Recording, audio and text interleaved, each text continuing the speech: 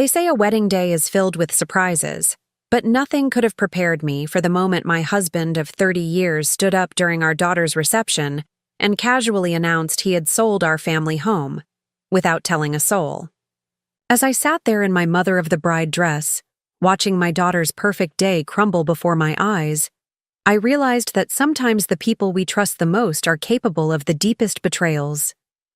I've spent my entire adult life building memories in our Victorian house in coastal Maine, where the salty air and foggy mornings have been as much a part of our family as the people inside it. For 3 decades, I've taught piano lessons in the sun-drenched front room, watching generations of children grow up as their fingers danced across my baby grand. Every scratch on the hardwood floors, every nick in the banister, every creak in the stairs tells a story. Our story. At least, that's what I thought until that fateful Saturday in June, when everything I believed about my marriage shattered like fine china on marble floors. The morning of Emma's wedding had started perfectly. The weather was exactly what every bride dreams of: bright sunshine with a gentle breeze coming off the Atlantic, carrying the scent of salt and summer roses. I was in the master bedroom, helping Emma with her dress, the same room where I'd nursed her through countless fevers, braided her hair for first dates, and wiped away tears after heartbreaks. The antique mirror that had been my grandmother's reflected 3 generations of women: me, Emma, and my mother, all of us dabbing at our eyes and trying not to ruin our makeup. "Mom, stop crying," Emma laughed, though her own eyes were glistening. "You'll make me start, and this mascara cost a fortune." She looked absolutely radiant in her vintage-style lace gown, her dark hair swept up in an elegant knot, a few curls framing her face, just like I'd worn my hair on my own wedding day. "I can't help it," I said, smoothing an imaginary wrinkle from her dress. "You look so beautiful, sweetheart." I caught my mother's eye in the mirror, and we shared a knowing smile. She had done this for me 30 years ago, in this very room, when I married Richard. Richard. My husband was downstairs, somewhere, probably fussing with his bow tie or making sure the caterers had everything they needed. He'd been acting strange lately, distracted, spending long hours at his investment firm, taking phone calls in the garden where he thought I couldn't hear him. I'd brushed it off as stress about the wedding, about giving away his only daughter. If only I'd paid more attention to those warning signs, those little moments that now seem so glaringly obvious in hindsight. The ceremony at the local church was beautiful, everything running smoothly despite my perfectionist daughter's worries. As Emma and James exchanged their vows, I squeezed Richard's hand, remembering our own wedding day. He squeezed back, but now I wonder if he was already thinking about what he was going to do later. If he was already calculating how to drop his bomb at the perfect moment for maximum impact. We returned to our house for the reception. The backyard had been transformed into a fairy tale setting, with white tents, twinkling lights, and tables decorated with hydrangeas and roses from my garden. The same garden where Emma had taken her first steps, where we'd hosted countless summer barbecues, where Richard had built her a treehouse that still stood in the old maple tree. Everything was perfect, or so it seemed. The first hint that something was wrong came during the cocktail hour. I was mingling with guests, accepting compliments about the beautiful ceremony and the house's decorations, when I overheard a snippet of conversation between Richard and James's father. Something about closing dates and paperwork. At the time, I assumed they were discussing James and Emma's new house. The young couple had just bought their first home together in Boston. It wasn't until after the main course, as servers were clearing plates and the band was setting up for the first dance, that Richard clinked his glass and stood up. I expected the usual father of the bride speech, something heartfelt about watching his little girl grow up, about welcoming James to the family. Instead, what came next would turn our perfect day into something from a nightmare. "I have an announcement to make," Richard said, his voice carrying across the tent. There was something in his tone that made my stomach clench, a note of forced cheerfulness that I'd learned to recognize over 30 years of marriage. As some of you know, I've been planning a surprise. Catherine, darling, I've sold the house. The world seemed to stop. For a moment, I thought I'd misheard him. Around me, the cheerful wedding chatter died away, replaced by a heavy silence broken only by the distant sound of waves against the shore. I stared at my husband, waiting for the punchline, for him to laugh and say it was all a joke. But his face remained fixed in that artificial smile, his eyes never quite meeting mine. "We close next week," he continued, as if he were announcing a vacation plan or a dinner reservation. "I've found us a beautiful condo in Florida. It's time for a change, a fresh start. No more New England winters, no more maintaining this old house. We can finally live the retirement life we've always talked about." Except we hadn't. We'd never talked about leaving Maine, about selling the house, about moving to Florida. I'd always imagined growing old here, watching our grandchildren play in the same garden where Emma had spent her childhood. The room started to spin slightly, the faces of our guests blurring together like a watercolor painting left out in the rain. I felt Emma's hand grip mine under the table. "Mom," she whispered, her voice trembling. "Did you know about this?" I couldn't speak, couldn't move, couldn't process what was happening. 30 years of marriage, and my husband had sold our home without a single word to me. The home where our daughter had grown up, the home where I'd built my business, my life, my identity. "A toast," Richard declared, raising his champagne glass, seemingly oblivious to the shock rippling through the tent. "To new beginnings." A few confused guests half-heartedly raised their glasses, but most sat in stunned silence, eyes darting between Richard and me. I could see James's parents exchanging worried glances. My mother, seated at the far end of the table, had her hand pressed to her mouth in horror. That's when Emma stood up, her wedding dress rustling like angry whispers. "How could you?" she demanded, her voice cutting through the awkward silence. "How could you do this today of all days? This is my wedding." Richard's smile faltered. "For the first time. Sweetheart, I thought it would be perfect timing. The whole family's here to celebrate new beginnings. Your new life with James, our new life in Florida. The house isn't just yours to sell." I finally found my voice, though it sounded strange and distant to my own ears. "My name is on the deed. I run my business from there. It's all been taken care of," Richard cut in smoothly, that artificial smile still plastered on his face. "I've had my lawyer handle everything. The paperwork just needs your signature. Trust me, Catherine, this is for the best." Trust him? The word echoed in my head like a cruel joke. How could I trust someone who had just pulled the rug out from under my entire life in front of 100 wedding guests? The band, who had been setting up for the first dance, stood awkwardly with their instruments, unsure whether to begin playing. The wedding planner hovered nearby, her clipboard clutched to her chest, looking desperately between Emma and me for some sign of what to do next. "I think," my mother's voice cut through the tension as she rose from her seat with the dignity of someone who had weathered many storms, "that this is a discussion best saved for another time. Today is Emma and James's day." But the damage was already done. The magical atmosphere of the wedding had evaporated like morning mist, replaced by a thick, uncomfortable tension. I could see guests whispering behind their hands, could feel their pitying glances. My daughter's perfect day had been hijacked by her father's bombshell, and there was nothing I could do to fix it. As the band finally began to play, trying desperately to salvage what was left of the celebration, I sat there in my carefully chosen mother-of-the-bride dress, feeling like I was watching someone else's life unravel. The house had been my anchor, my safe harbor in every storm.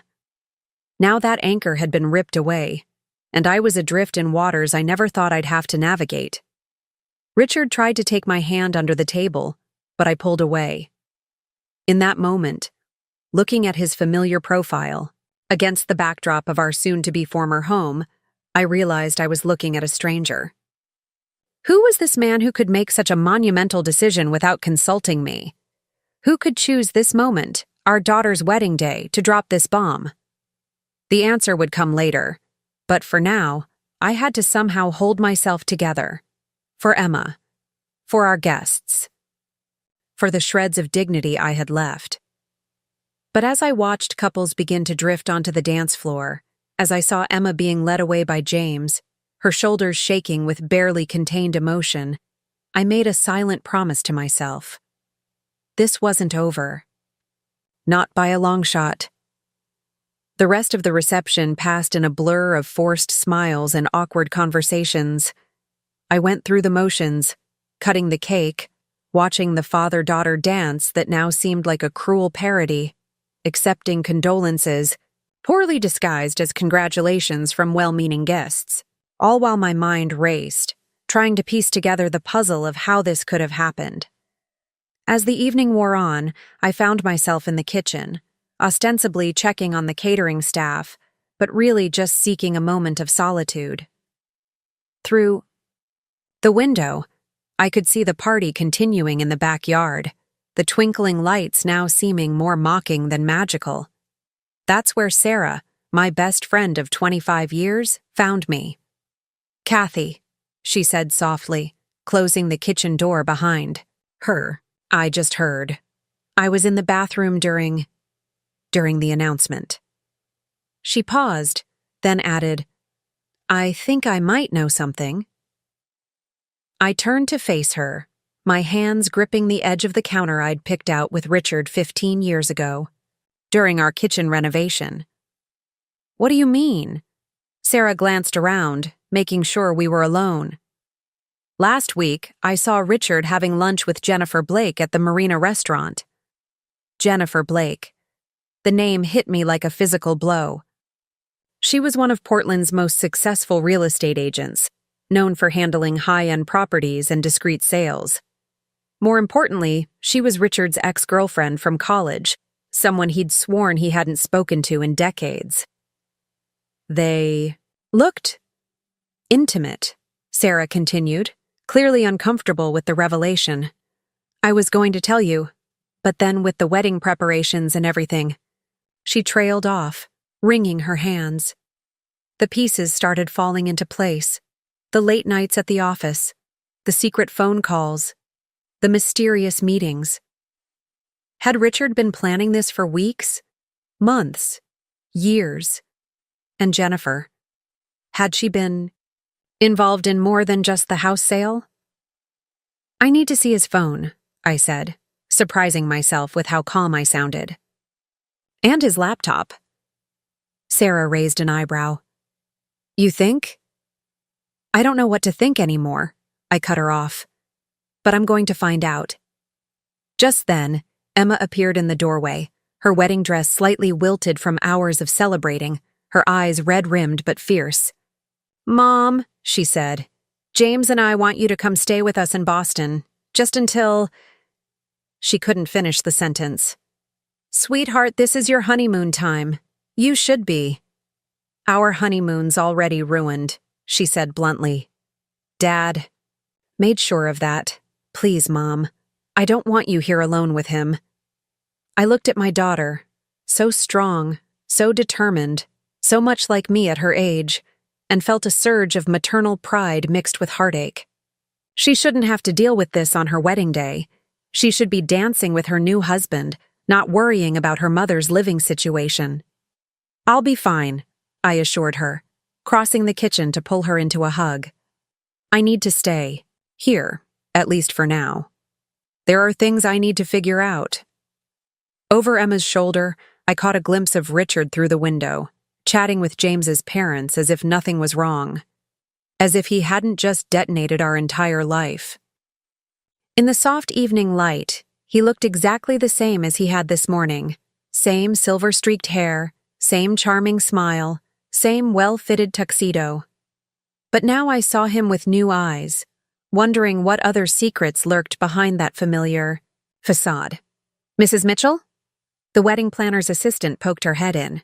The band is asking if you want to do the last dance now. I straightened my spine, smoothed my dress. Yes, I said, summoning every ounce of dignity I possessed. Tell them to play the way we were. It seems appropriate. Sarah squeezed my hand. Emma looked like she wanted to object, but stayed silent. As I walked back out to the tent, I felt like an actress stepping onto a stage, playing the role of the happy mother of the bride one last time. But beneath that performance, my mind was already working, planning, calculating. First thing tomorrow, I would call my friend Lisa, who happened to be one of the best divorce attorneys in Portland. I would check our bank accounts, credit cards, investment portfolios. I would find out exactly what Richard had been up to with Jennifer Blake. But tonight, I would dance. I would smile. I would make sure that what was left of my daughter's wedding wasn't completely overshadowed by her father's betrayal. As the opening notes of the song filled the tent, Richard approached me, hand extended, that same artificial smile still in place. "Shall we, darling?" I took his hand, noting how familiar it felt in mine after 30 years. How many secrets had these hands been keeping from me? As we began to move across the dance floor, I leaned close to his ear and whispered, "You have no idea what you've just started." I felt him stiffen slightly, his step faltering for just a moment.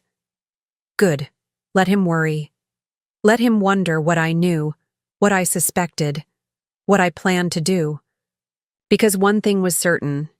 Richard might have sold our house without my knowledge, but he was about to learn that he'd married a woman who didn't take betrayal lightly. The morning after the wedding dawned gray and misty, fitting my mood perfectly. I'd barely slept, spending most of the night in my piano room, running my fingers over the keys without playing, not wanting to wake Richard, who was sleeping in our bedroom. Or at least pretending to. The same bedroom where just yesterday morning I'd helped Emma get ready for her wedding, blissfully unaware that my life was about to implode. I waited until I heard Richard's shower running before making my move. His laptop was in his study, where he'd been spending increasingly long hours lately. I knew his password, or at least I thought I did. After 3 failed attempts, I realized he'd changed it. When had that happened? How long had he been keeping secrets? But I hadn't spent 30 years managing a household without learning a few tricks. Opening his desk drawer, I found his agenda, the paper one he still insisted on using despite having everything on his phone. Tucked inside was a small yellow sticky note with what looked like a random string of numbers and letters. My hands shaking slightly, I tried it on the laptop. Success. The first thing I noticed was his email. He'd left his personal account open, and right at the top was a thread with Jennifer Blake. My stomach churned as I clicked on it, each message feeling like another twist of the knife. Everything's set for closing next week. The buyers are eager to move in by month's end. Perfect timing with the wedding. Catherine will be too distracted to notice anything amiss. The condo in Naples is ready whenever you are. Views are spectacular. Naples. Not just Florida, but Naples specifically, where Jennifer Blake had conveniently opened a new office 6 months ago. The pieces were falling into place with sickening clarity. I heard the shower stop and quickly forwarded the entire email thread to myself, along with any other suspicious-looking correspondence I could find. Then I cleared the browser history and shut down the laptop, my heart pounding. By the time Richard came downstairs, dressed in his casual Sunday best as if nothing had happened, I was sitting at the kitchen island, calmly sipping coffee and scrolling through my phone. "Good morning, darling," he said, his voice artificially bright. "Quite a party last night, wasn't it?" I looked up at him, this man I thought I knew better than myself, and felt a chill run down my spine. How long had he been planning this? How many mornings had he sat here, drinking coffee with me, all while orchestrating the destruction of our life together? "Lisa Carlton called," I said casually, watching his reaction. "She's free for lunch today." The coffee pot paused midway. To his cup. Lisa's reputation as a divorce attorney was well known in our social circle. "Why would you be having lunch with Lisa?" he asked, trying and failing to keep his tone light. "Oh, I think you know exactly why, Richard." I stood up, pushing my untouched coffee away. "By the way, how's Jennifer Blake these days? Still enjoying her new office in Naples?" The color drained from his face so quickly I thought he might faint. "Catherine, it's not what you think." "Really?" "Because I think you've been planning to sell our home and move to Florida with your college sweetheart for months now. I think you chose our daughter's wedding day to announce it because you thought I wouldn't make a scene. I think you've been lying to me for so long that you've forgotten what the truth feels like."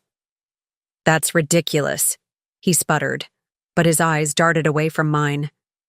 "Jennifer's just handling the sale. She got us an excellent price." "Save it," I cut him off. "I saw the emails, Richard. All of them." He set his coffee cup down with a clatter, coffee sloshing over the rim onto the pristine granite countertop. "You went through my laptop? That's private?" "Private?" I laughed, but there was no humor in it.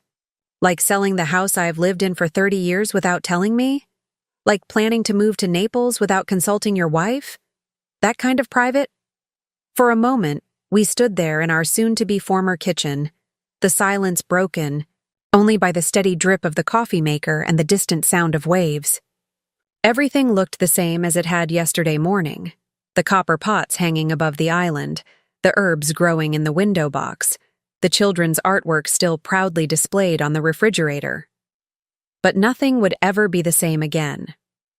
"I was going to tell you," Richard finally said, his voice quiet. "After the wedding, I had it all planned out." "Oh, I'm sure you did. Just like you had the sale planned out, the move planned out, your whole new life with Jennifer planned out." I moved toward the door, grabbing my car keys from the hook. "Well, guess what? I've got some plans of my own." "Where are you going?" he called after me, panic finally creeping into his voice. I turned back to look at him one last time, this stranger wearing my husband's face. "To see Lisa Carlton." "And Richard?" "I'd start looking for a good lawyer of your own. You're going to need one." Lisa's office occupied the top floor of a restored Victorian in Portland's Old Port District, with views of the harbor that would normally have captured my attention. Today, I barely noticed them. I sat in her elegant conference room, surrounded by dark wood paneling and maritime paintings, watching as she reviewed the emails I'd forwarded to myself from Richard's laptop. "Well," she said finally, removing her reading glasses and fixing me with a steady gaze, "he's been busy, hasn't he?" I laughed hollowly. That's one way to put it. "The good news," Lisa continued, shuffling through the papers on her desk, "is that he can't legally sell the house without your signature.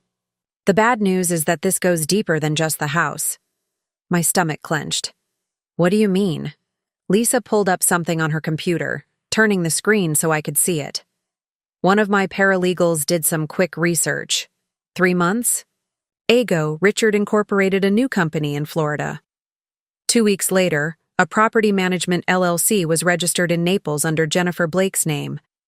Care to guess who the silent partner is?" I felt the blood drain from my face. "Richard?" "Got it in one." Lisa leaned back in her chair. "They've been buying up luxury condos along the Gulf Coast. 5 properties so far, all purchased within the last 2 months. The down payments came from somewhere, and I'm willing to bet if we dig into your joint accounts, we'll find some interesting transactions." My hands began to shake. I'd been so focused on the house, on the betrayal of his planned move to Florida, that I hadn't even considered the possibility of financial infidelity. How much are we talking about?" Lisa's expression softened. "Catherine, when was the last time you looked at your joint investment accounts?" I tried to remember. Richard had always handled our investments, claiming his expertise as a financial advisor made him better suited for it. I'd trusted him, focused on running my piano studio and managing our day-to-day expenses. I'm not sure. A few months? Ago, maybe. She nodded as if this confirmed something. I think it's time we got forensic accountants involved. And, Catherine, we need to act fast. The fact that he chose your daughter's wedding to announce the house sale suggests he's working on a timeline. He might have other moves planned that we don't know about yet. Just then, my phone buzzed. A text from Emma. Mom, are you okay? James and I are worried. Call me when you can. Sweet Emma, who should be enjoying her first day of married life instead of worrying about her mother. I texted back quickly. I'm fine. Meeting with Lisa Carlton. We'll call later. Love you. Your daughter's support will be important, Lisa said, watching me. But right now, we need to focus on protecting your assets. I'm going to file an emergency injunction to prevent any further property sales or large financial transactions. Then She was interrupted by another buzz from my phone. This time it was Sarah. You need to see this. Jennifer Blake just posted on Instagram. Call me ASAP. Excuse me, I said to Lisa, my fingers already dialing Sarah's number. She answered on the first ring. Kathy, I'm so sorry, but you need to know. Jennifer posted a picture an hour ago. She's on a balcony overlooking the Gulf of Mexico. The caption says New Beginnings with a heart emoji. My free hand clenched into a fist. Where exactly was this taken? According to the location tag, the Naples Grande Beach Resort. Lisa, who had been pretending not to listen, straightened in her chair. Catherine, what is it? I put the phone on speaker and asked Sarah to send me the post. When it popped up on my screen, I turned it to show Lisa. There was Jennifer, looking exactly as I remembered her from college. Tall, blonde, eternally youthful, standing on a luxurious balcony with the Gulf of Mexico spreading out behind her. She was holding a champagne glass and wearing an expression of smug satisfaction that made me want to reach through the screen and wipe it off her face. But it was the other details that caught my attention. In the reflection of the sliding glass door behind her, I could see someone else. Someone holding a camera. Someone with silver-streaked hair and a familiar stance.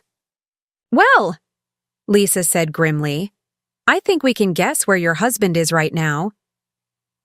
The rage that had been simmering inside me since last night suddenly boiled over. While I'd been sitting in our kitchen this morning, watching him play innocent and make excuses, his bags had probably already been packed. He'd probably gone straight from our conversation to the airport. Lisa, I said, my voice surprisingly steady despite the earthquake happening inside me. Exactly how much trouble would I be in if I forwarded these pictures to every country club member in Portland? A ghost of a smile crossed her face. Let's hold off on that for now. I have a better idea. She reached for her phone. I know a wonderful private investigator who specializes in financial fraud, and I think it's time we started building a case that will make your husband wish he'd never heard of Naples, Florida. Marcus Reynolds looked nothing like the private investigators I'd seen in movies. No worn trench coat, no world-weary expression, no cigarette dangling from his lips.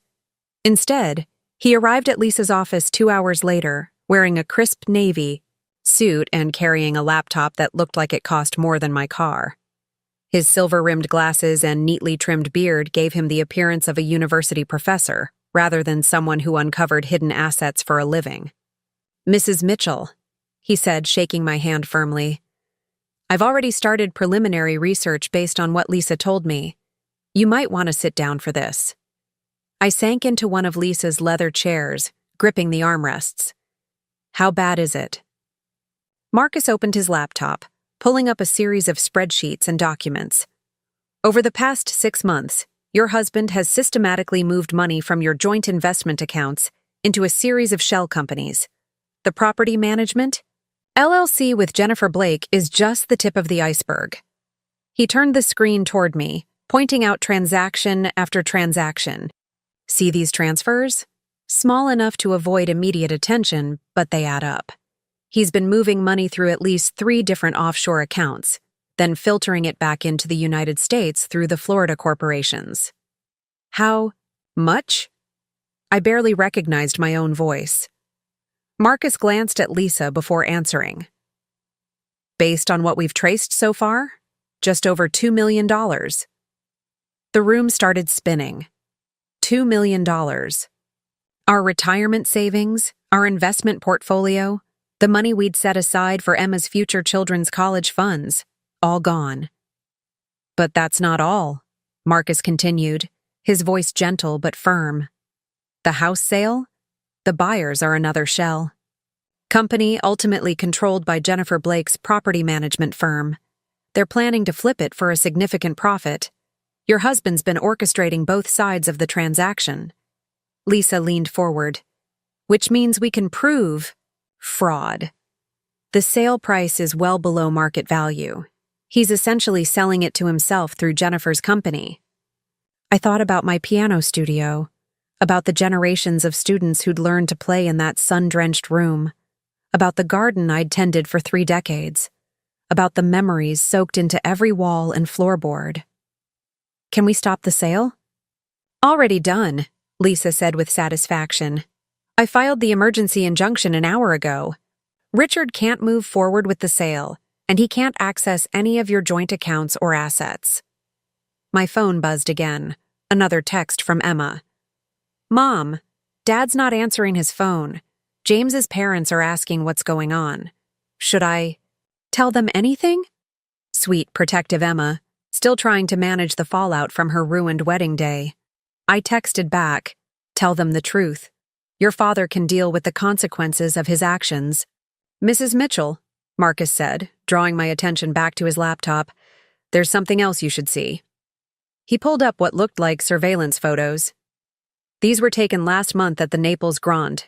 Your husband and Ms. Blake weren't just planning business ventures.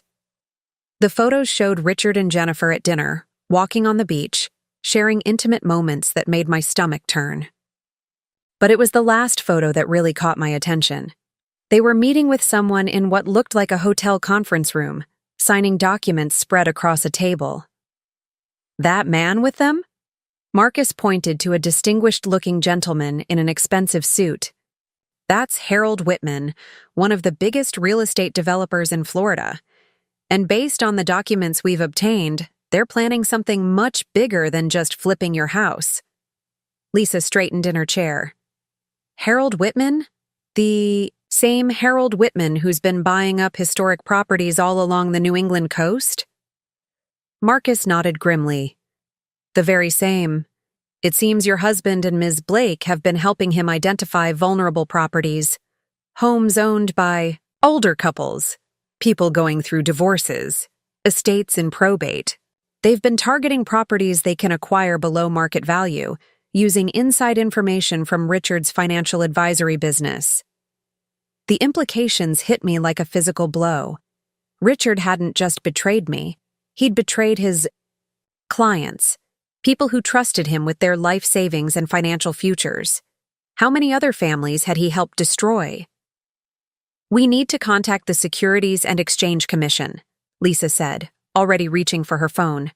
This goes way beyond divorce proceedings now. We're looking at securities fraud, wire fraud, possibly even RICO violations. Wait, I said, holding up a hand. An idea was forming in my mind. Before we go to the SEC, I want to know everything. Every property they're targeting, every client they've scammed, every dollar they've stolen. And I want to know exactly when they're planning to meet Harold Whitman again. Marcus raised an eyebrow. Why? A cold smile spread across my face. Because Richard and Jennifer aren't the only ones who can plan a surprise announcement at a public event. And I think it's time we showed them exactly who they're dealing with. The next 48 hours passed in a whirlwind of activity. Marcus's investigation revealed a pattern of deception so elaborate it made my head spin. Richard hadn't just been planning to sell our house. He and Jennifer had been systematically targeting properties all along the Maine coast, using information from Richard's client files to identify vulnerable homeowners. I sat at my kitchen table, surrounded by documents and laptop screens, as Marcus walked me through their scheme. See these properties? He pointed to red pins on a digital map of the coastline, all owned by Richard's clients, all recently widowed, or going through divorces, all approached by Jennifer's company with too good to refuse offers. Sarah arrived with coffee and sandwiches, taking in the war room our kitchen had become. "I've been asking around at the club," she said, setting down the food. "You're not going to believe what I found out." I looked up from a particularly disturbing spreadsheet. "What?" "Remember that charity gala Jennifer chaired last spring? The one for historic preservation?" Sarah's eyes glittered with righteous anger. "It wasn't just a fundraiser. They were using it to identify potential targets, older homes, especially ones owned by elderly couples or people in financial distress." The memory hit me like a punch to the gut. Richard had insisted we attend that gala, even though I'd wanted to stay home and prepare for a student recital. He'd worked the room all evening, introducing Jennifer to our friends and neighbors, presenting her as a passionate advocate for historic preservation. "The ultimate con," Marcus muttered, adding more pins to his map. "Use a preservation charity as cover while plotting to flip historic properties for commercial development." My phone buzzed. Emma again. "Mom, Dad just called. He's acting like nothing's wrong, asking about our honeymoon plans. What should I tell him?" I thought carefully before responding. "Tell him you're too busy to talk. We don't want him suspicious." Lisa had brought in a forensic accountant who was tracing the money through a maze of offshore accounts and shell companies. The numbers were staggering. Richard and Jennifer hadn't just stolen from me. They'd been skimming from Richard's investment clients for months, using the money to fund their real estate schemes. "The Whitman connection is key," Marcus said, pulling up surveillance photos from Naples. "He's planning to announce a major development project next week, a chain of luxury resorts all along the New England coast. Your house was supposed to be one of the first properties." I stared at the photos, at Richard and Jennifer cozied, up to the distinguished Harold Whitman, champagne glasses in hand. "When exactly is this announcement?" "Thursday evening, big charity event at the Naples Grand. Whitman's using it to unveil his vision for historic preservation. That's what they're calling this development scheme." Marcus's lip curled in disgust. Sarah, who'd been quietly observing, suddenly sat up straighter. "Thursday? Isn't that the same night as the Portland Preservation Society's summer gala?" I felt a smile spread across my face. Not a nice one. "Yes, it is. And as a board member, I'm supposed to give a speech." Lisa, who'd been on the phone with her contacts at the SEC, hung up and joined our discussion. "Catherine, what are you thinking?" The plan was already forming in my mind. "Marcus, can you get me every detail about Whitman's announcement? Guest list, schedule, security arrangements, everything." He nodded. "Already on it. But what's the angle?" "Richard and Jennifer think they're going to blindside everyone with their big announcement. But what if we beat them to it?" I turned to Lisa. "How quickly can the SEC move once they have evidence?" "With what we've uncovered?" "Very quickly. But Catherine, if you're planning what I think you're planning, we need to be careful. These people are dangerous." I thought about my house, about my students, about all the other families Richard and his conspirators had targeted. They've been careful and quiet, working in the shadows. Well, I think it's time to shine a very bright light on everything they've been doing. Sarah grabbed my hand. "Whatever you're planning, I'm in." Marcus closed his laptop with a decisive click. "Me too. But we'll need help." I picked up my phone, scrolling through my contacts. Emma's new father-in-law is the editor of the Portland Press-Herald, and I believe Harold Whitman's ex-wife is still on the board of the Preservation Society. I looked up at my co-conspirators. "How do you all feel about attending a gala?" As we began to plot, I felt something I hadn't experienced since Richard's announcement at the wedding: hope. He thought he could destroy our life together and walk away unscathed. He was about to learn just how wrong he was. My phone buzzed one more time. A text from Richard. Catherine, please be reasonable. The house sale is just good business. I'll make sure you're taken care of. I showed the message to Lisa, who snorted. Should I respond? She shook her head. Let him think he's winning. Thursday night, he'll find out exactly what good business looks like. The next 3 days were a masterclass in covert operations. While Richard and Jennifer prepared for their grand announcement in Naples, we orchestrated our own carefully choreographed performance. Emma's father-in-law, David Henderson, proved to be an invaluable ally. As editor of the Portland Press-Herald, he had connections with every major news outlet in New England. The story's too big for just local coverage, he said during our strategy session in his office. I've got reporters from the Boston Globe and the New York Times interested. They're particularly keen on the charity angle, using a preservation society as cover for commercial development. That's going to make waves. Marcus had been working around the clock, building an airtight case. We've identified 15 properties so far, he reported, spreading photographs across David's desk. All owned by Richard's clients, all targeted for acquisition. 5 have already been sold to Jennifer's shell companies. I picked up one of the photos, a beautiful Victorian bed and breakfast owned by an elderly couple I'd known for years. The Hendersons? Richard handled their retirement planning. Used to, Marcus corrected grimly. They sold to Jennifer's company last month for half its market value. Richard convinced them the property needed extensive repairs they couldn't afford. The betrayal ran so deep it took my breath away. These weren't just clients. They were friends, neighbors, people who had trusted Richard with their financial futures. Sarah burst into the office, waving her phone. You need to see this. Jennifer just posted again. We crowded around her screen. There was Jennifer, posed in front of a poster announcing the New England Heritage Resort Initiative.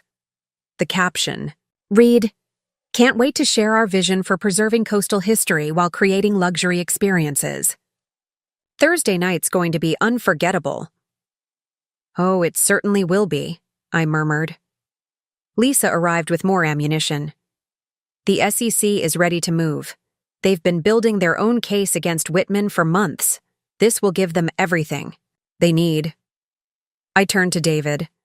How many cameras can you get at the Portland Gala? He smiled. How many do you want? The plan was coming together, but there was one piece still missing. I needed to make sure Richard and his conspirators wouldn't suspect anything until it was too late. That meant maintaining the illusion that I was exactly where they expected me to be.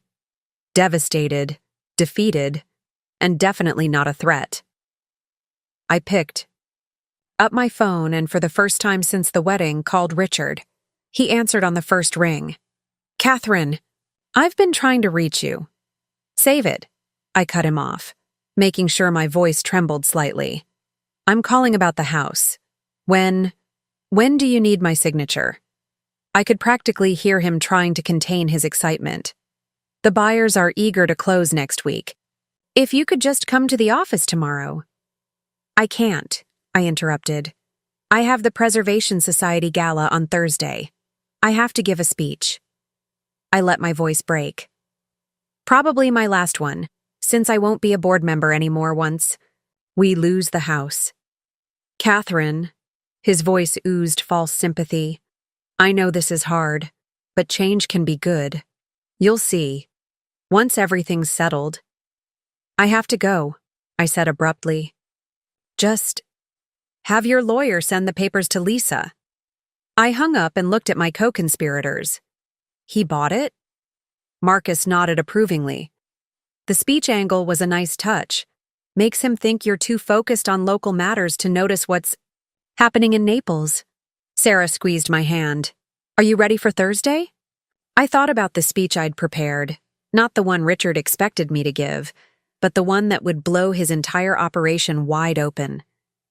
I thought about the cameras that would be rolling, the reporters standing by, the SEC agents waiting. In the wings. Almost, I said. There's one more person we need to bring into the loop.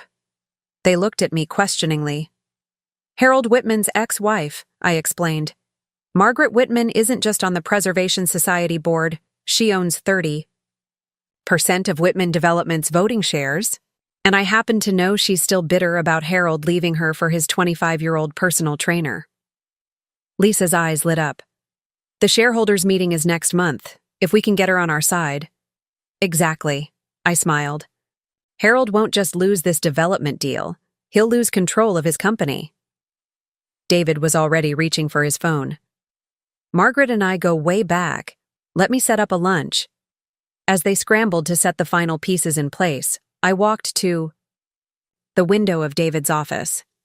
From here, I could see the Portland waterfront, the historic buildings Richard and his cronies had planned to turn into overpriced resorts. My house was just one small part of their scheme, but they had picked the wrong woman to underestimate. Catherine, Sarah called softly. Margaret can meet us in an hour at the Cape Elizabeth Club. I turned back to my team, straightening my shoulders. Perfect.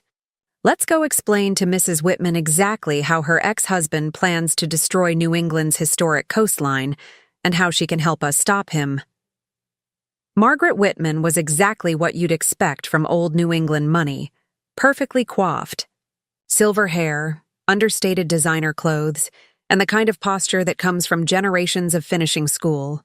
She sat across from me at the Cape Elizabeth Club, stirring her martini with precise movements as she absorbed everything we'd told her.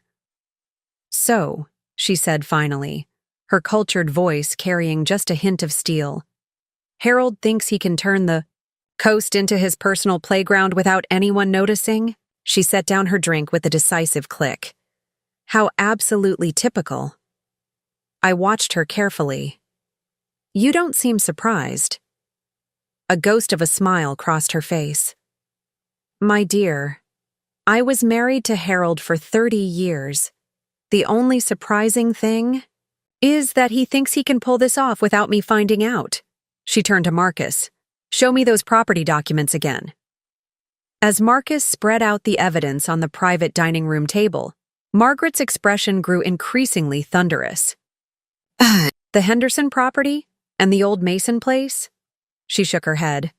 Those houses have been in local families for generations. That's not even the worst of it, Sarah added, pulling up Jennifer's Instagram feed. They're marketing it as preservation through development, using local conservation groups as cover. Margaret's perfectly manicured nails drummed against the table. And my replacement on the board, that Blake woman, she's involved. She's more than involved, I said quietly. She and my husband have been orchestrating the whole thing, using his client information to target vulnerable properties. Something flickered in Margaret's eyes. Recognition, perhaps, or shared pain. She'd been betrayed too, after all. The shareholders' meeting is in 3 weeks, she said thoughtfully. Harold's planning to announce this development project as his grand vision for the company's future. He's been hinting at a major initiative that will revolutionize coastal real estate. Lisa leaned forward. With your shares, plus the evidence we've gathered of securities fraud and misuse of corporate resources, we could stop the project, Margaret finished. But that's not enough, is it? She fixed me with a penetrating stare.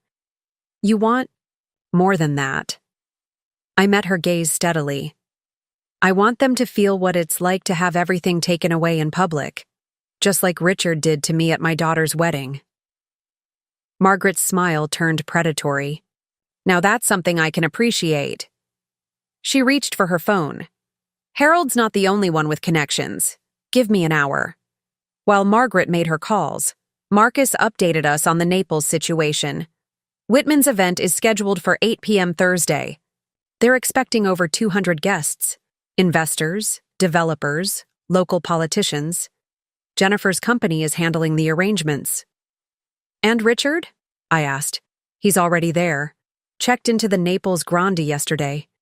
He and Jennifer have been meeting with potential investors all day. My phone buzzed. Another text from Richard. Lawyers are drawing up the final paperwork. Everything's going to work out for the best, you'll see. I showed it to Lisa, who snorted. He really believes he's got it all wrapped up, doesn't he? Margaret returned, looking pleased with herself. Well, that's taken care of. I've spoken to several board members.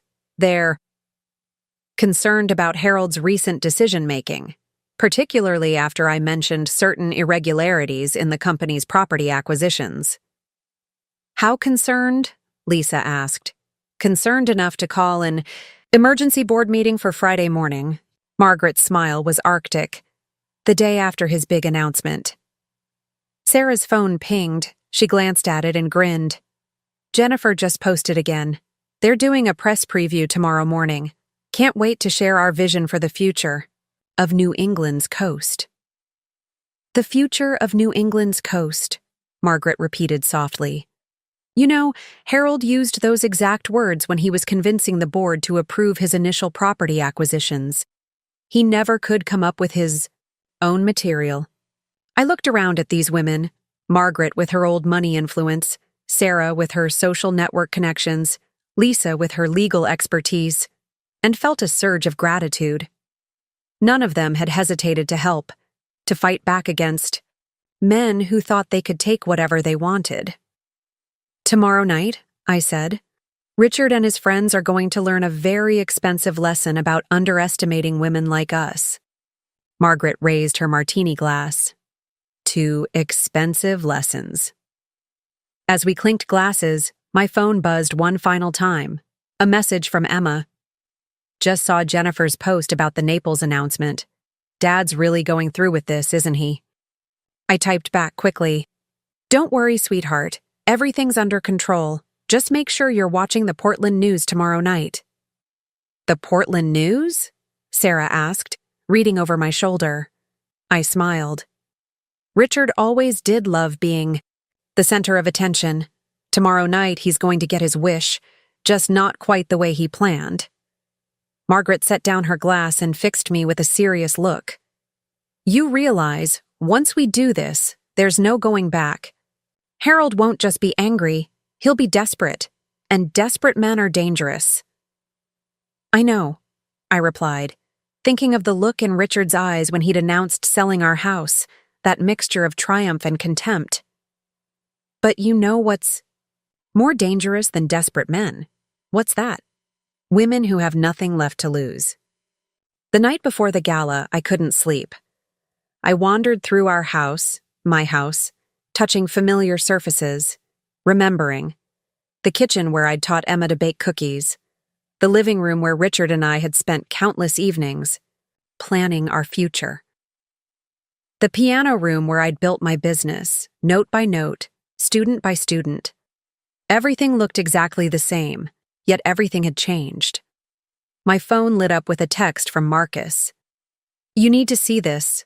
Turning on your laptop now.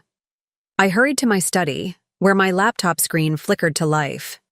Marcus had remote access to the security cameras at the Naples Grand, and there they were. Richard and Jennifer, dressed for dinner, looking cozy at the hotel's upscale restaurant. But it was their companion who caught my attention. Is that? I typed quickly. Gregory Sullivan, Marcus confirmed, head of the Maine State Banking Commission. My hands clenched into fists. Greg Sullivan had been at our house for dinner just last month, laughing at Richard's jokes, complimenting my cooking. Now here he was, deep in conversation with the man who'd betrayed me, betrayed all of us. How deep does this go? I wondered aloud. My phone rang. Lisa. Catherine? We have a problem. My stomach clenched. What kind of problem? Someone leaked tomorrow's guest list to Jennifer. She just posted about being sorry to miss seeing old friends at the Portland Gala, but promising exciting news from Naples. I closed my eyes, thinking fast. She's trying to get ahead of us. Make it look like their announcement was planned all along. That's not all, Lisa continued. Margaret just called. Harold's people have been reaching out to major shareholders, hinting at record-breaking profits from this new development. Project. Can they stop us? No, but they're trying to control the narrative. We need something more, something they won't see coming. Just then, Sarah burst through my front door without knocking, waving a manila envelope. "You're never going to believe what I found." She spread the contents across my kitchen table, old photographs, newspaper clippings, and what looked like letters. "Remember when you asked me to look into Jennifer's background? Well, I called my cousin who went to college with her." I picked up one of the photographs. It showed a younger Jennifer, standing in front of what looked like a construction site. Beside her was a man I recognized, Harold Whitman, 20 years younger but unmistakable. "Keep looking," Sarah urged. The next photo made me gasp. Jennifer, and Harold again, but this time they were clearly more than business associates. The date stamp showed it was taken 15 years ago, when Harold was still married to Margaret. "There's more," Sarah said grimly. "Letters, hotel receipts, even a private agreement about shares in his company. They've been involved for years, long before his divorce. And look at this." She pointed to a document. Jennifer's first real estate company, funded entirely by Whitman Development through a series of shell corporations. My mind raced. So, when Harold left Margaret for his personal trainer. "It was a cover story," Sarah finished. "Jennifer was the real reason. They've been planning this for years, building her reputation in real estate, positioning her to handle these deals, and now they're using my husband to access local properties and connections," I finished. "Oh, Margaret is going to love this." I grabbed my phone, but Lisa stopped me. "Wait, we need to think about how to use this. If we play it wrong—" "I know exactly how to use it," I said, a plan forming in my mind. "Marcus, are you still there?" "Right here," his voice came through the laptop. "I need you to find everything you can about Jennifer's first real estate company. Every property, every transaction, every connection to Whitman Development. On it. But why? Because tomorrow night, we're not just going to expose their current scheme," I said, feeling a fierce satisfaction. "We're going to unravel 15 years of carefully constructed lies." Sarah's eyes widened. "The personal trainer? Will probably be very interested to know she was just a distraction," I nodded. "And the shareholders? We'll want to know about 15 years of hidden transactions and conflicts of interest," Lisa finished, catching on. "Catherine, this is perfect. But are you sure you want to go this far? Once we do this—" "They didn't just try to take my house," I said quietly. "They've been stealing people's homes, destroying families, corrupting everything they touch. And they were going to use my daughter's wedding day to kick off their biggest scheme yet." I looked at the photo of Jennifer and Harold again. They wanted to play with real estate? Fine. Let's show them what it really feels like to lose everything they've built. My phone buzzed one last time. Richard, of course. "Catherine, I know change is hard, but tomorrow's going to be a great day for everyone. Trust me." I showed the message to Sarah and Lisa, who both snorted in disbelief. "Oh, it's definitely going to be a day to remember," I said softly.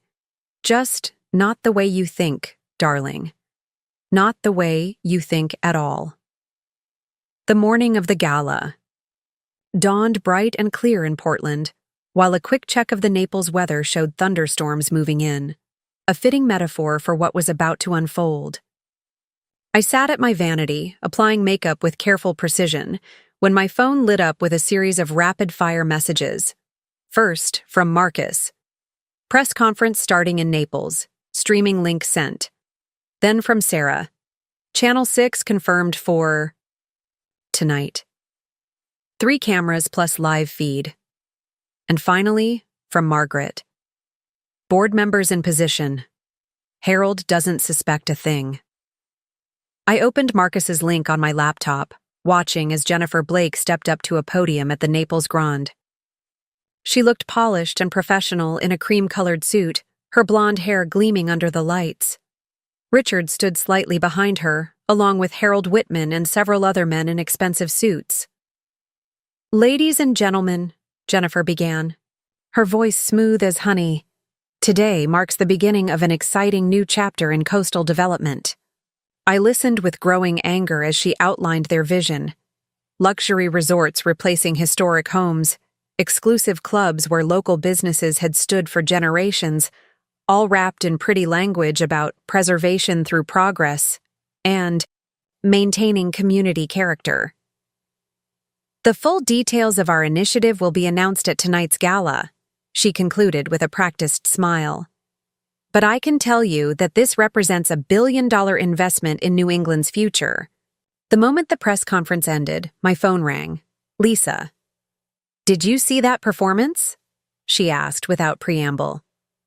"Every stomach-turning minute," I replied, putting the final touches on my makeup. "How are we looking?" "Everything's in place.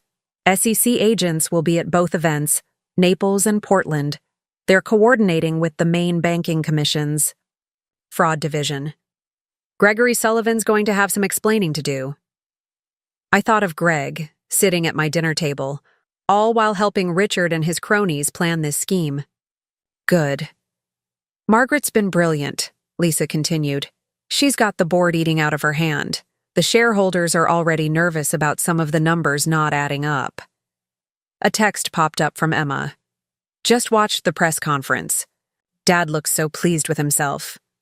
"Mom, what exactly are you planning?" I typed back quickly.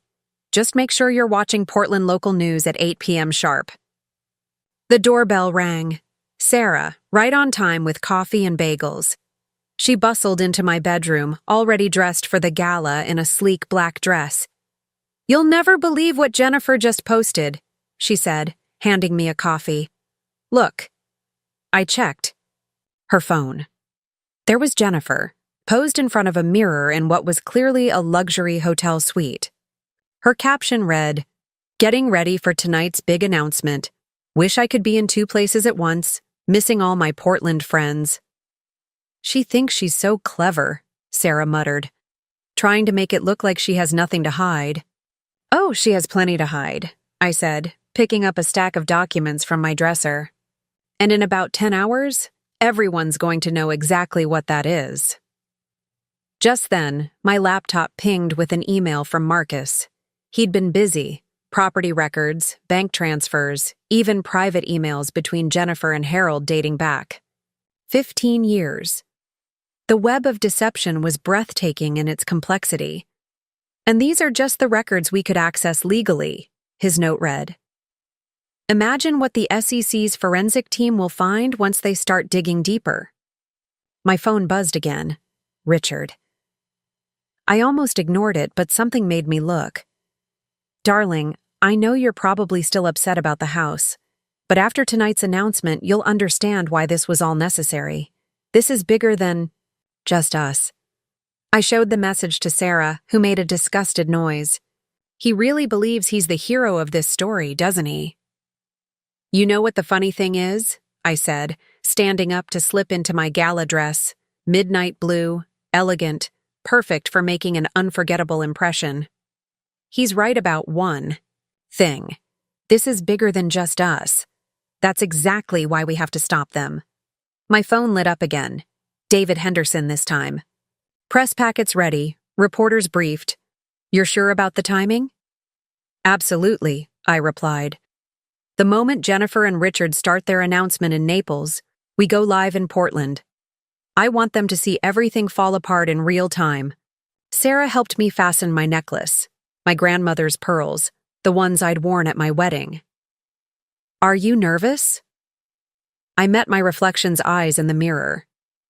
"No," I realized. "For the first time since the wedding, I feel completely certain about what I'm doing." Lisa arrived just then, carrying garment bags with our backup outfits. "Car's ready. Margaret just texted. She's already at the venue, overseeing the final preparations." I took one last look around my bedroom, remembering all the mornings I'd spent here with Richard, planning our days, sharing our dreams. Tonight, I'd bring all his new dreams crashing down. But first I had a speech to give, just not the one he was expecting. "Ladies," I said, picking up my clutch, which contained copies of all our evidence. "Shall we go make some history?" Sarah grinned. "Let's go show them what happens when—" "You underestimate the wrong women." As we walked out to the waiting car, I felt a strange sense of calm. In Naples, Richard and Jennifer were probably congratulating themselves on their brilliant plan. In a few hours, they'd learn just how badly they'd miscalculated. The Portland Historical Society's annual gala was always an elegant affair, but this year they'd outdone themselves.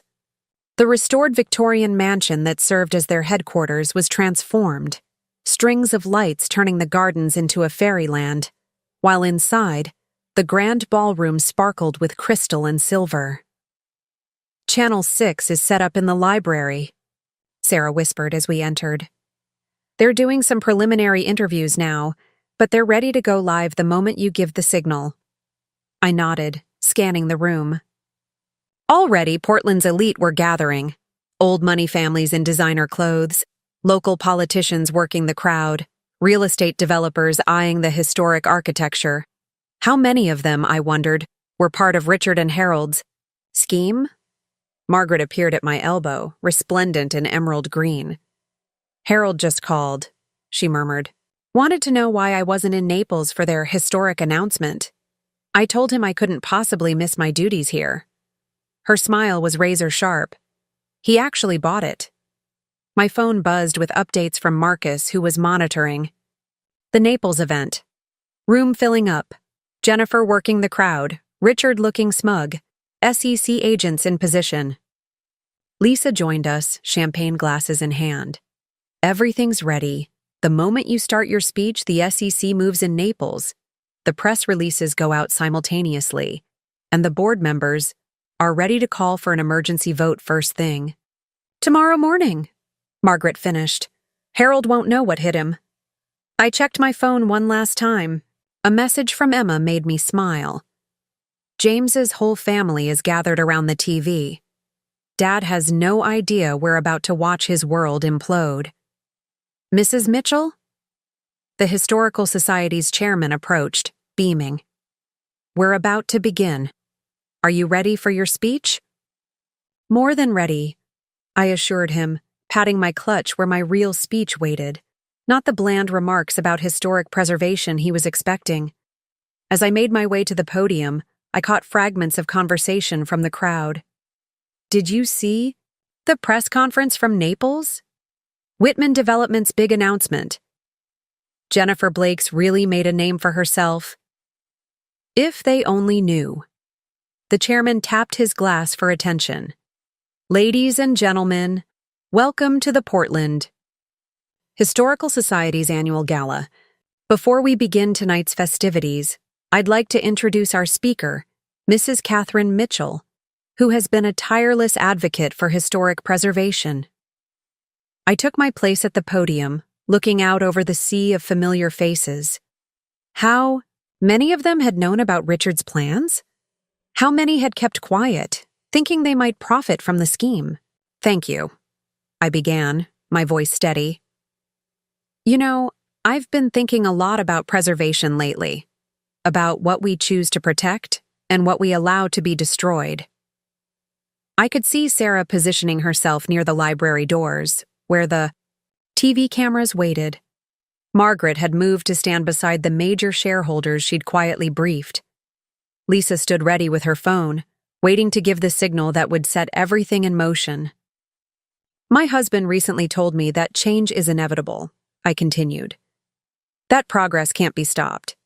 He said this, interestingly enough, right after announcing at our daughter's wedding that he'd sold our historic home without consulting me." A murmur ran through the crowd. This wasn't the speech they'd been expecting. But what my husband failed to understand is that true preservation isn't just about buildings. It's about integrity. It's about truth.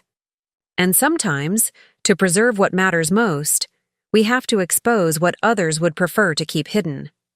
I nodded to Sarah, who opened the library doors. The TV cameras rolled in, red lights blinking. Ladies and gentlemen, I said, my voice carrying clearly through the sudden hush. I'm afraid this won't be the speech you were expecting. Instead, I'm going to tell you a story about greed, betrayal, and corruption that goes straight to the heart of Maine's historic preservation community. My phone lit up. Marcus. Jennifer just started her speech in Naples. They're live streaming. Perfect timing. Right now, in Naples, Florida, my husband Richard Mitchell and Jennifer Blake are making what they're calling a historic announcement about the future of New England's coastal properties. They're promising luxury resorts, exclusive developments, and what they call preservation through progress. I pulled out the first document from my clutch. What they're not telling you is how they plan to acquire these properties. They're not mentioning the elderly homeowners they've deceived, the families they've manipulated, or the 15-year conspiracy that brings us to this moment. The room was absolutely silent now, all eyes fixed on me. Through the cameras, I knew my words were reaching a much larger audience. And in Naples, Richard and Jennifer were about to have their perfect moment shattered. So let me tell you what's really been happening in our community, I said, my voice hard as steel. And let me show you exactly what preservation through progress really means to the people behind Whitman Development's grand vision. The trap was set. The cameras were rolling. And in 2 cities, the truth was about to explode like a bomb, destroying everything Richard and his conspirators had built on their foundation of lies. Let's start with this, I said, holding up the first photograph, Jennifer and Harold from 15 years ago. The image appeared on screens around the room, cameras zooming in tight. This was taken in 2009, when Harold Whitman was still married to Margaret Whitman, and Jennifer Blake was supposedly just a promising young real estate agent. A gasp went through the crowd. Margaret, right on cue, stepped forward, her voice carrying clearly. While my husband was claiming to be involved with his personal trainer, he was actually funding Ms. Blake's first real estate company through a series of shell corporations designed to hide their relationship. My phone buzzed. Marcus? Sending updates from Naples. Jennifer just stumbled over her speech. They've seen the Portland broadcast. Good. But this isn't just about a hidden affair, I continued, my voice steady. This is about a systematic conspiracy to defraud homeowners, manipulate property values, and destroy historic communities for profit. I pulled out the next set of documents, and the screens filled with transaction records, bank transfers, emails. Over the past 6 months alone, Richard Mitchell has used his position as a financial advisor to identify vulnerable properties. Elderly clients facing medical bills, families dealing with divorce or death, people who trusted him with their financial futures. The murmuring in the room grew louder. I could see several of Richard's clients in the crowd, their faces shifting from confusion to anger as they recognized their own properties in the documentation. Meanwhile, Jennifer Blake's company, funded by Whitman Development, has been approaching these same clients, offering to save them with below-market purchases. What they didn't know was that these properties were already slated for development as part of a massive luxury resort project. Another update from Marcus. SEC moving in. Richard trying to leave the podium. Jennifer looks like she's going to be sick. I clicked to the next slide, a map of the Maine coast, red pins marking all the targeted properties. This isn't preservation. This is predation. And it goes all the way to the top of our state's regulatory system. Right on cue, the doors opened, and 2 FBI agents entered, flanking Gregory Sullivan from the Banking Commission. The crowd parted as they led him out, cameras following every step. Mr. Sullivan has been kind enough to provide state regulators with a full confession, I announced, watching the color drain from several developers' faces. It seems he's been accepting bribes to fast-track certain property transactions while delaying investigations into complaints. My phone lit up with a call from Emma. I gestured to Sarah, who answered it and put it on speaker. Mom. Emma's voice rang out. They're showing everything in Naples. Dad just tried to run off stage, but security stopped him. Jennifer's crying, and Mr. Whitman is having some kind of meltdown. Perfect timing. I smiled at the cameras, knowing Richard could see me. Speaking of Mr. Whitman, I believe the SEC has some questions about 15 years of undisclosed transactions and conflicts of interest. And the shareholders might be interested in tomorrow morning's emergency board meeting. Margaret stepped forward again, her voice cold as ice. As a major shareholder, I've called for an immediate vote on leadership changes, given these revelations about long-term fraud and mismanagement. Lisa's phone buzzed. She checked it and gave me a thumbs up. The SEC had everything they needed. But perhaps the most personal betrayal, I continued, my voice softening, was using my daughter's wedding day to announce the sale of our home. A sale that, as it turns out, was completely illegal since I never signed any paperwork. A sale that was meant to be the first domino in their chain of property acquisitions. I looked directly into the cameras, knowing Richard was watching. You chose the wrong moment to betray me, darling. And you chose the wrong woman to underestimate. The room erupted in chaos as federal agents began moving through the crowd, approaching specific developers and business owners. Margaret was surrounded by shareholders, all demanding immediate action. Reporters were shouting questions, cameras flashing. Sarah appeared at my elbow with her phone. Look at this. Jennifer's Instagram was exploding with comments, her earlier smug posts now drawing fierce criticism. The Naples livestream showed security trying to maintain order as angry investors demanded explanations. Lisa joined us, grinning. SEC just confirmed they're seizing all assets pending investigation. The Naples property deals are frozen. And Richard is being taken into custody as we speak. Marcus's voice came through my phone. Along with Jennifer and Harold. You should see their faces. I felt a moment of vindication so pure it almost took my breath away. Sarah, is Channel 6 still live? She nodded. I turned back to the cameras, straightening my shoulders. To everyone who's been affected by this scheme, the homeowners, the families, the communities, I want you to know that this stops here. The perpetrators will face justice, the properties will be protected, and perhaps most importantly, I paused, allowing myself a small smile. My house is still mine, and I think I'll be keeping it.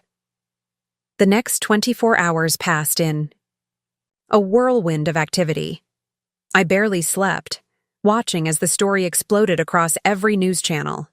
By morning, what had started as a local scandal had become national news. Historic home heist, Maine's real estate conspiracy exposed, ran across the bottom of CNN. Wealthy developer's empire crumbles. After wife's revenge, declared the Boston Globe. Emma arrived early the next morning, letting herself in with her old key. She found me in the kitchen, surrounded by newspapers, my laptop open to yet another breaking news update. Mom, she said softly, wrapping her arms around me. You did it. You actually did it. I hugged her back, breathing in the familiar scent of her shampoo. I had help. A lot of help. James's father says the story's going viral. Every news outlet in the country wants an interview. She pulled back, studying my face. Have you heard from Dad? I shook my head. His lawyer called. Apparently they're trying to work out some kind of plea deal with the SEC, but Richard... I paused, still finding it strange to say his name. Richard won't be free for a very long time. My phone hadn't stopped buzzing since last night. Messages from Richard's clients, thanking me for exposing the truth. Calls from other financial advisors, revealing similar schemes they'd witnessed. Texts from old friends, expressing support or sharing their own stories of betrayal and redemption. Sarah arrived with coffee and fresh bagels, followed shortly by Lisa with a stack of legal documents. The emergency board meeting just ended, Lisa announced, spreading papers across my kitchen table. Margaret's coup was successful. Harold's out as CEO, and the board's cooperating fully with the investigation. Jennifer's been posting again, Sarah added, pulling up Instagram on her phone. Gone were the smug selfies and luxury lifestyle shots. Instead, there was a single black square with a typed message. In light of recent events, I will be stepping back from public life to address certain legal matters. I ask for privacy during this difficult time. Privacy? I snorted. Like, the privacy they gave me when Richard announced selling our house at Emma's wedding. Emma squeezed my hand. About the wedding. James and I were talking. We want to have another reception. A real one, here at the house, to replace the memories of that day with better ones. Before I could respond, Marcus burst through the door, laptop in hand. You need to see this. They just released Richard's booking photo. We crowded around the screen. There was my husband of 30 years, looking disheveled and desperate. His silver hair a mess, his eyes wild. The man who'd stood so proudly at our daughter's wedding, thinking he was about to pull off the perfect crime, now reduced to a common criminal in an orange jumpsuit. The FBI's investigation is expanding, Marcus continued. They're looking into similar schemes in other states. Apparently, Whitman Development has been doing this for years, targeting historic properties, manipulating local officials, destroying communities for profit. What about the other homeowners? I asked. The ones who already sold? Lisa smiled. That's actually good news. Given the fraud involved, all those sales can be challenged. Most of them will probably be reversed. And with the evidence of Richard's breach of fiduciary duty, his clients can sue for damages. Speaking of damages, Sarah interjected, have you seen the comments on the Historical Society's social media? People are calling you a hero. You've become some kind of folk champion for historic preservation. I laughed at that, but it was true. My phone was full of messages from preservation societies across the country, asking me to speak at their events. Local homeowners wanted my advice on protecting their properties. Someone had even started a hashtag, "Don't mess with history makers." Mrs. Mitchell? A young reporter from the Portland Press-Herald stood in my doorway. I hadn't even heard the door open. I'm sorry to interrupt, but there's something you should know. We just got word from our Florida correspondent, Jennifer Blake. She's agreed to testify against Richard and Harold. She's turning over everything. Emails, contracts, recordings of meetings. She says she has evidence of crimes going back 15 years. I sat back, letting the news wash over me. Jennifer Blake, the other woman, the supposed mastermind, turning on her conspirators to save herself. It was almost poetic. Mom? Emma's voice brought me back to the present. Are you okay? I looked around my kitchen, in my house, where I'd raised my daughter and built my life.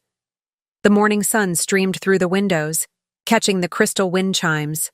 I'd hung years ago, sending rainbow patterns dancing across the walls. You know what? I said slowly. I really am. For the first time since your wedding, I feel like I can breathe again. Sarah raised her coffee cup, to breathing, and to justice served. As we clinked cups, my phone buzzed one last time. A message from Margaret. Board meeting just ended. Harold's out. Company's in chaos. Shareholders are panicking. By the way, remember that personal trainer he supposedly left me for? Just gave an exclusive interview exposing how he paid her to play along with his cover story. Karma really is a beautiful thing, isn't it? I smiled, looking at the family photos still hanging on my walls, the piano visible through the doorway, the garden blooming outside my window. Richard had tried to take everything from me, but in the end, he'd lost everything instead. Sometimes I reflected, the best revenge isn't just exposing the truth, it's surviving, thriving, and keeping your home in spite of those who tried to steal it. A month after the gala, life had settled into a new normal, though normal looked very different than it had before. The media frenzy had finally begun to die down. but the ripple effects of our exposé continued to spread. Every day seemed to bring new revelations, more arrests, additional investigations. I was in my piano room, teaching 8-year-old Tommy Anderson his scales, when Sarah burst in waving her tablet. She caught herself when she saw I had a student, mouthing, "sorry," and retreating to the kitchen. After Tommy's lesson ended, I found her practically vibrating with excitement. "Have you checked your email?" she demanded. "The New York Times wants to do a feature story, not just about the scandal. They want to focus on the preservation angle. How one woman's stand against corruption helped save historic communities up and down the coast." I shook my head, smiling. Don't they have more important things to write about? Are you kidding? This story has everything. Corruption, revenge, romance, real estate. It's like a Hollywood movie. She paused. "Speaking of which, have you thought about the film rights? 3 production companies have reached out to Lisa." "Let's focus on reality for now," I said, though I had to admit the idea was amusing. "How did the board meeting go this morning?" Sarah's eyes lit up. Margaret was brilliant. She's completely restructured Whitman Development's leadership. They're rebranding as Heritage Coast Preservation, with a genuine commitment to protecting historic properties. And guess who she's naming as head of community outreach? Before I could answer, my phone rang. Emma. "Mom, you're not going to believe this," she said without preamble. "Dad's lawyer just called James's father. They're trying to work out a plea deal, but there's a problem." Apparently, Jennifer's testimony opened up so many new lines of investigation that the prosecutors aren't interested in making any deals.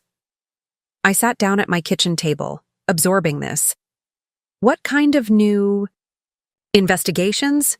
Properties in other states, offshore accounts, political bribes. It's huge, Mom. They're saying it could be one of the biggest real estate fraud cases in New England history. Just then, Lisa walked in, carrying her usual stack of legal documents. "Speaking of fraud cases," she said, having obviously heard Emma on speaker, "we just got the final paperwork. The attempt to sell your house has been officially voided. Not that there was any doubt, but it's nice to have it in writing." I felt a weight lift from my shoulders that I hadn't even realized I was carrying. "So it's really over?" "The house part? Yes, the criminal cases? They're just getting started." Lisa spread some papers on the table. "The FBI's Financial Crimes Unit wants to interview you again. They're building a RICO case against Harold and his entire operation." My phone buzzed with a text from Marcus. "Just got access to Jennifer's private emails. You're going to want to see these. Coming over now." It seemed my quiet afternoon was about to become anything but quiet. Sure enough, within the hour, my kitchen had turned into command central again. Marcus's laptop showed email after email revealing the full scope of Jennifer and Harold's operation. Sarah monitored social media reactions. Lisa coordinated with prosecutors. Emma and James arrived with dinner for everyone. "Look at this thread," Marcus said, pointing to his screen. "They didn't just target Maine. They had similar operations planned for historic districts in Massachusetts, Rhode Island, even parts of coastal Connecticut." "And this is interesting," Sarah added, showing me her tablet. "Remember Jennifer's old real estate company? The one Harold secretly funded? 3 of their former employees have come forward, offering to testify about fraudulent practices dating back to 2010. As my team, because that's what they had become, worked to unravel more layers of the conspiracy, I stepped out onto my front porch for a moment of quiet. The evening was beautiful, the air heavy with the scent of my late summer garden. From inside, I could hear the murmur of voices, the occasional laugh, the sound of people working together to right a wrong. My phone buzzed one last time, a message from an unknown number. I opened it to find a short video clip. Richard, in his prison jumpsuit, being led into court for another hearing. He looked old, defeated. Nothing like the confident man who had stood up at our daughter's wedding to announce he'd sold our home. Mom? Emma had followed me outside. Are you okay? I showed her the video. She watched it silently, then took my hand. You know what's ironic? She said finally. Dad always said you were too focused on the past, too attached to this house and its history. But in the end, it was his actions that made history, just not the way he planned. I looked at our home, my home, with its wraparound porch and well-tended gardens, its walls full of memories both old and new. Through the windows, I could see my allies working to bring justice to others who had been wronged, using my story as a catalyst for change. Sometimes, I said, squeezing Emma's hand, the past is worth fighting for, especially when it helps protect other people's futures. Just as I finished speaking, Sarah burst through the front door, her face flushed with excitement. You need to see this, now. We followed her back into the kitchen, where Marcus was frantically typing on his laptop. I was going through Jennifer's older emails, he explained, and I found something strange. References to meetings from years ago, long before Richard was involved. What kind of meetings? Lisa asked, leaning over his shoulder. Look at these. Dates? Marcus pointed to his screen. 2008, 2007, even 2006. All involving property deals along the Maine coast. And look who was copied on every email. I gasped as I saw the name. Gregory Sullivan? But he wasn't even with the banking commission then. No, Marcus said grimly. He was working for a different organization entirely, one that supposedly exists to protect historic properties. The implications hit me like a thunderbolt. The Heritage Foundation? Lisa's eyes widened. The same foundation that's been certifying historic properties for tax credits all along the coast? The one that's been helping wealthy developers get approval for renovation projects that completely destroy historic buildings. Sarah finished. It's all connected. Emma, who had been quietly observing, suddenly spoke up. Mom, remember when Dad first joined the foundation's board? It was right after that big renovation project in Portsmouth failed. I did remember. Richard had been furious about that project being blocked by local preservationists. A month later, he'd been invited to join the Heritage Foundation's board, and suddenly all his development projects started sailing through approval. Marcus, I said, my voice tight with controlled anger, how deep does this go? He shook his dim head, still scrolling through emails. It's like a spider web. The Heritage Foundation, the Banking Commission, local zoning boards, they've all been working together for years. Your house wasn't just another property deal. It was going to be their showcase project, proving that even the most protected historic homes could be redeveloped. My phone rang. Margaret. Catherine, are you sitting down? Harold just tried to make a deal with prosecutors. He's offering to expose what he calls the entire preservation racket in exchange for leniency. How much does he know? I asked, though I was beginning to suspect the answer. Everything, Margaret replied. He's been collecting evidence for years, apparently. Insurance against his partners ever turning on him. Documents, recordings, photographs, decades of corruption involving some of New England's most prominent families. Sarah, who had been monitoring social media, suddenly gasped. Oh my God! Jennifer just went live on Instagram. She's telling everything. We crowded around her phone, watching as Jennifer Blake, looking decidedly less polished than usual, spilled secret after secret. How the Heritage Foundation had been corrupted from within. How developers had used historic preservation laws as weapons, forcing small property owners to sell. How Richard had been brought in specifically because of his client list and community connections. I didn't want it to go this far, Jennifer was saying, her voice shaking. It was supposed to be simple real estate deals, but then Harold started talking about reimagining the entire coast, and Richard saw a chance to profit from his client's trust, and it spiraled. Lisa was already on her phone to the prosecutors. "Are you seeing this? We need to get her official testimony before someone decides to shut her up." "There's more," Marcus announced. He had connected his laptop to my TV, displaying a complex web of connections. "Look at these property transfers. Every time the Heritage Foundation certified a building as historic, its owners would suddenly face mounting preservation costs. Then, mysteriously, a developer would appear with a solution." "It was the perfect scheme," Lisa said, her voice hard. "Use preservation laws to pressure owners, then swoop in as saviors offering to maintain the historic character while actually planning to demolish everything." Emma, who had been unusually quiet, suddenly spoke up. "Dad's lawyer is calling again. He says Dad wants to talk to you, Mom. In person." The room fell silent. I looked around at my unlikely team of investigators and supporters, then at my daughter's concerned face. "Tell him," I said finally, "that I'll meet with Richard on one condition.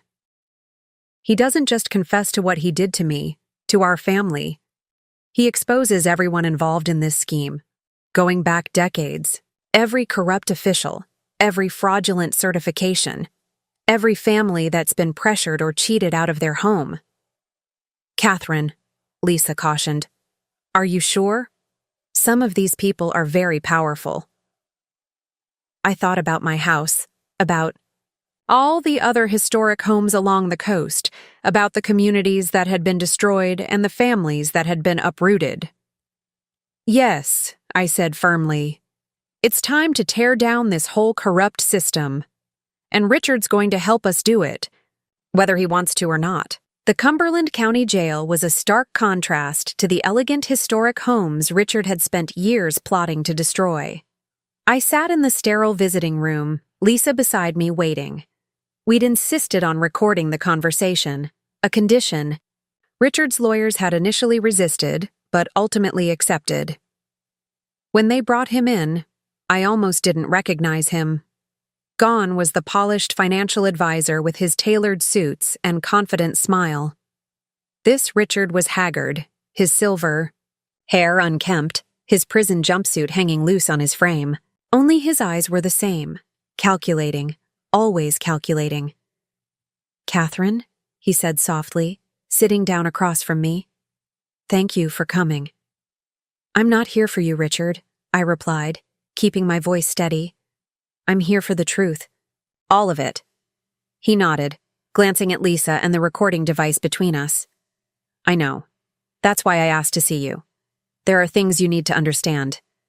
Like how you used our daughter's wedding to announce selling my home? Or how you betrayed your client's trust? Or maybe how you've been part of a decades-long conspiracy to destroy historic communities?" Richard flinched at each accusation, but didn't deny them. "It wasn't supposed to be like this," he said finally. "When I joined the Heritage Foundation Board, it was just supposed to be networking, making connections. But then I saw how it really worked, how much money could be made if you knew the system." "And that justified everything?" I demanded. "The lies, the manipulation, using your position to target vulnerable clients?" "You don't understand." He leaned forward, his voice urgent. "The foundation. It's not just about real estate. Some of New England's most powerful families are involved. Old money, old secrets.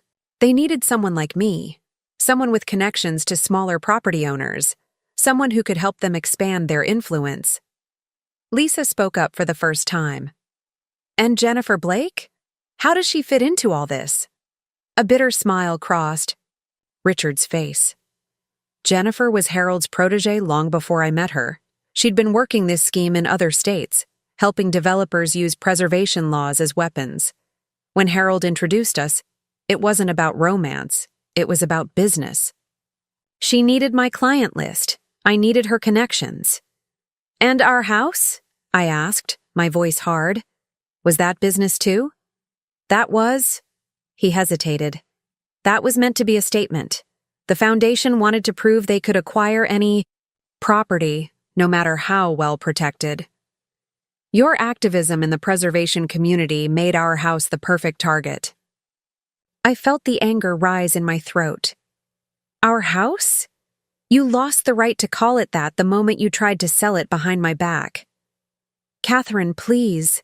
He reached across the table, but I pulled back. I can help make this right. I have documents, records going back years, names of everyone involved, details of every fraudulent deal. Why now? Lisa asked sharply. Why are you suddenly willing to talk? Richard's facade cracked slightly. Because they're going to turn on me. Harold, Jennifer, the foundation, they're all looking for deals. And I'm the easiest target, the corrupt financial advisor who betrayed his clients. They'll pin everything on me if they can. So this isn't about doing the right thing, I said coldly. It's about saving yourself. Does it matter? He countered. The information is real.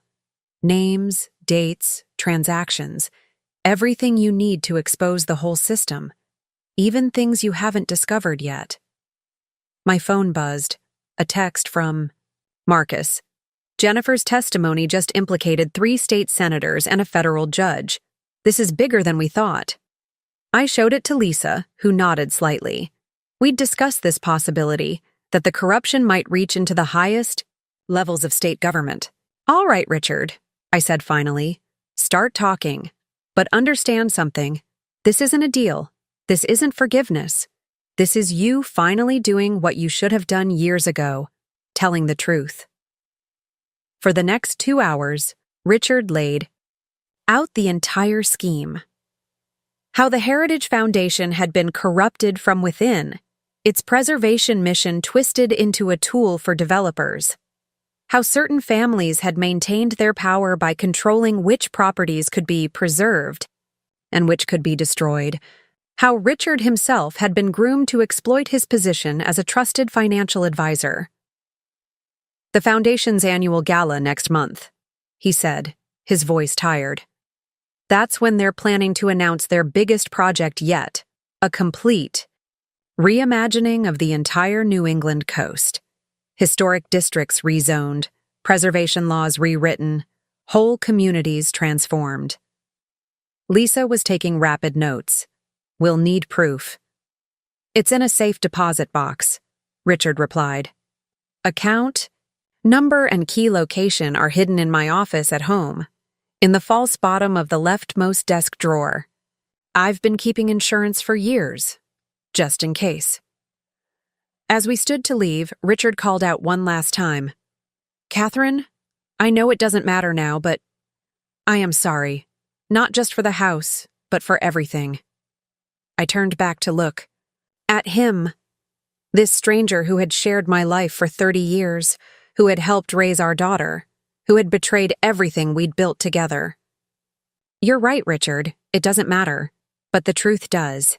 And now, finally, everyone's going to know it. Back at my house, the team gathered to process Richard's revelations.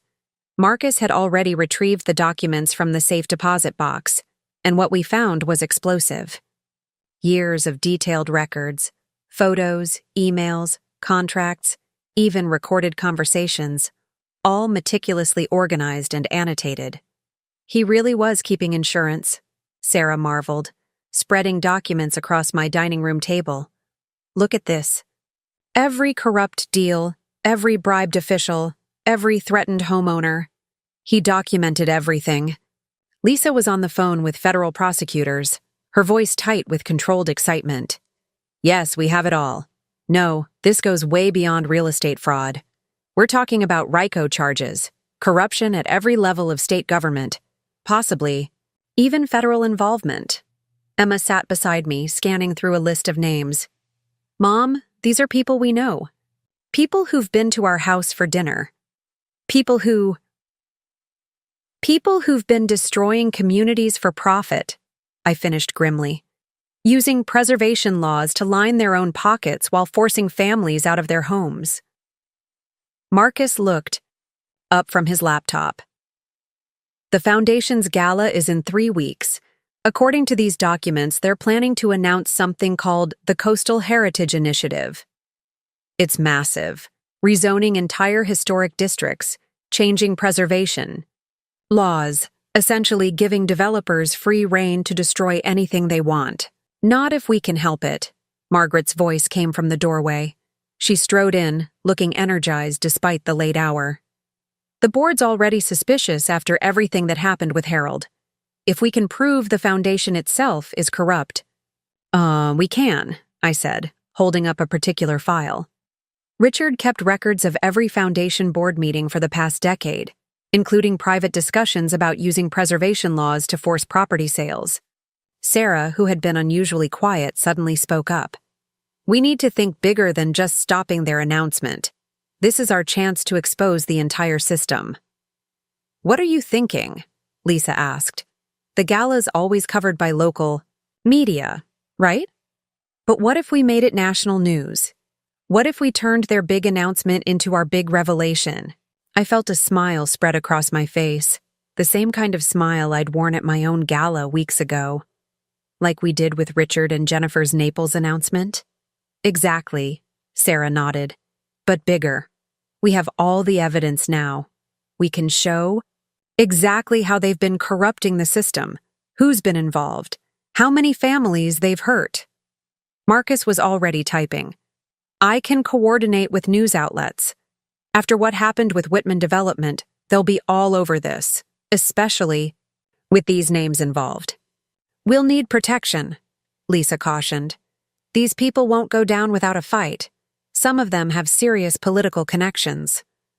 Already handled, Margaret said smoothly. I've been in touch with certain federal agencies.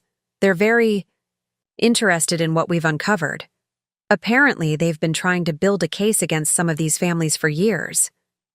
Emma, who had been reading through more documents, suddenly gasped. Mom, look at this. The foundation wasn't just targeting individual properties. They were planning to essentially rewrite preservation laws across the entire Northeast.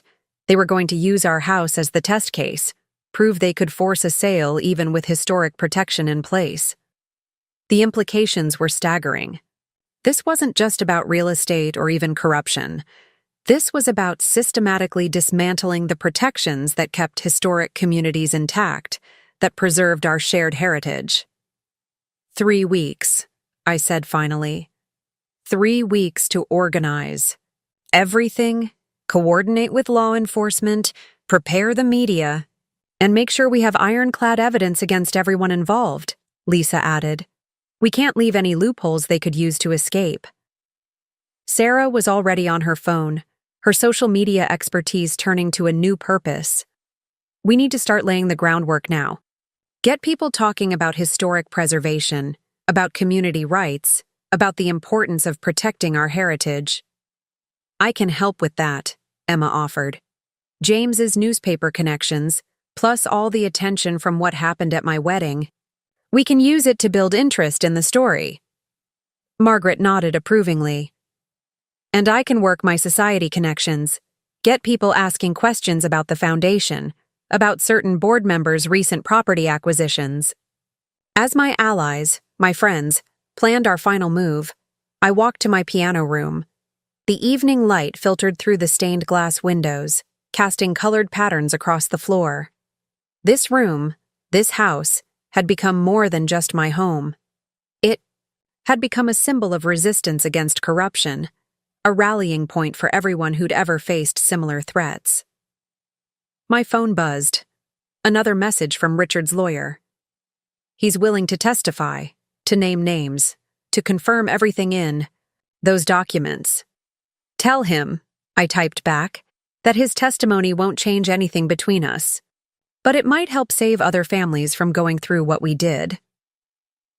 Looking around at my team, I felt a fierce pride. Richard and his cronies had thought they could destroy communities with impunity, that their money and connections would protect them forever. In 3 weeks, they'd learn just how wrong they were. The night of the Heritage Foundation's annual gala arrived clear and cold, with an autumn crispness in the air that seemed to sharpen every sense. I stood in front of my mirror, adjusting the emerald green evening gown Sarah had insisted I wear. "If we're going to take down the corrupt elite," she'd said, "we might as well look fabulous doing it." My phone hadn't stopped buzzing all day. Updates from Marcus about media positions. CNN, NBC, and Fox News all in place. Local stations standing by. New York Times has 3 reporters on site. From Lisa. FBI and SEC coordinated. They're waiting for our signal.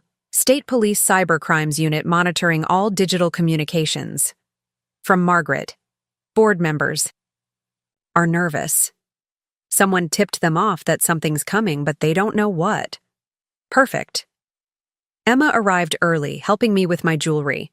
My grandmother's pearls again, for luck. "The newspaper's website is ready," she reported. "James's father has the full story written, just waiting for the go-ahead. Once you give the signal, it goes live on every major news site simultaneously." Sarah bustled in, already dressed in elegant black, her tablet displaying multiple social media feeds. "You won't believe what people are saying. Someone leaked that there's going to be a major announcement about coastal development. The foundation's trying to spin it as positive news, but there's already pushback. Save Our Coast is trending." "Good," I said, fastening my earrings. "Let them think they're still in control. For about 1 more hour." My phone rang. Lisa. "Catherine, we have a situation. The Foundation's security team is turning away reporters at the door, claiming private event status. They're getting suspicious." I smiled. "Tell them to wait. When the time comes, they won't need to be inside. The story will come to them." The gala was being held at the Foundation's headquarters, a magnificent restored mansion overlooking Portland Harbor. As we pulled up in Margaret's luxury SUV, I could see the uncertainty on the faces of the security team. They knew me as a board member, but after what had happened with Richard.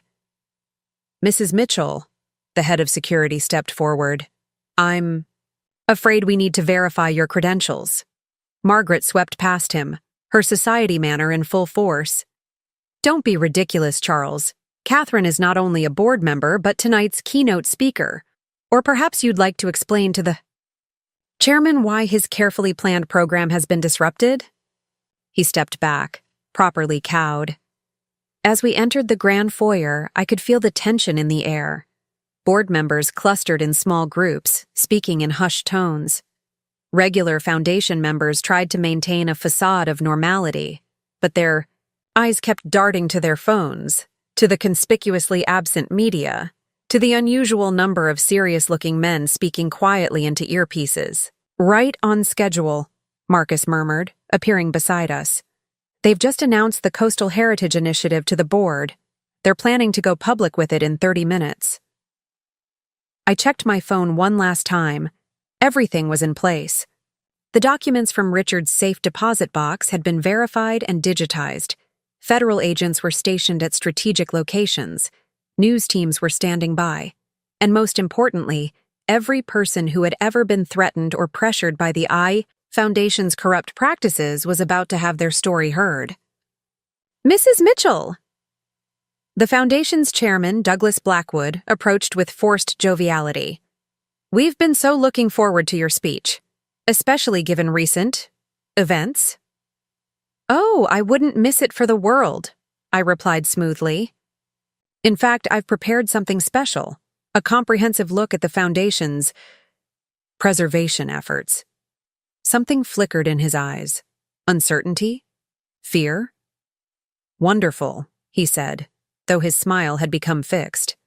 "We're actually planning a rather significant announcement ourselves tonight." "I know," I said, holding his gaze.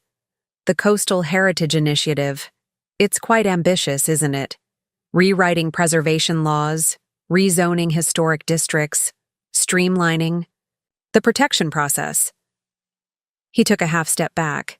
"How did you—" "Oh, I've learned quite a lot recently," I continued, my voice carrying just far enough to draw attention from nearby groups. "About preservation, about development, about how certain people use their positions to profit from destroying historic communities. The room had gone quiet, all pretense of casual conversation abandoned. I could see board members reaching for their phones, probably trying to contact lawyers or PR teams. But it was too late. Sarah gave me a subtle nod. Our preparations were complete. Margaret positioned herself near the main exits, where security. Teams would find it difficult to interfere. Lisa's phone lit up with a message from the federal agents. "Ready when you are." I turned back to Douglas, whose face had gone pale. "You know, it's interesting. When my husband tried to sell my house without my consent, I thought it was just about greed. I had no idea it was part of something so much bigger, so much more corrupt." "Catherine," he said, his voice low and warning, "think very carefully about what you're about to do." I smiled. Not a nice smile, but the same one I'd worn the night I exposed Richard's schemes. "Oh, I have thought about it. For weeks. And now it's time for everyone else to think about it too." With perfect timing, the grand ballroom's screens flickered to life, Marcus's handiwork. Gone were the Foundation's planned presentation slides about the Coastal Heritage Initiative.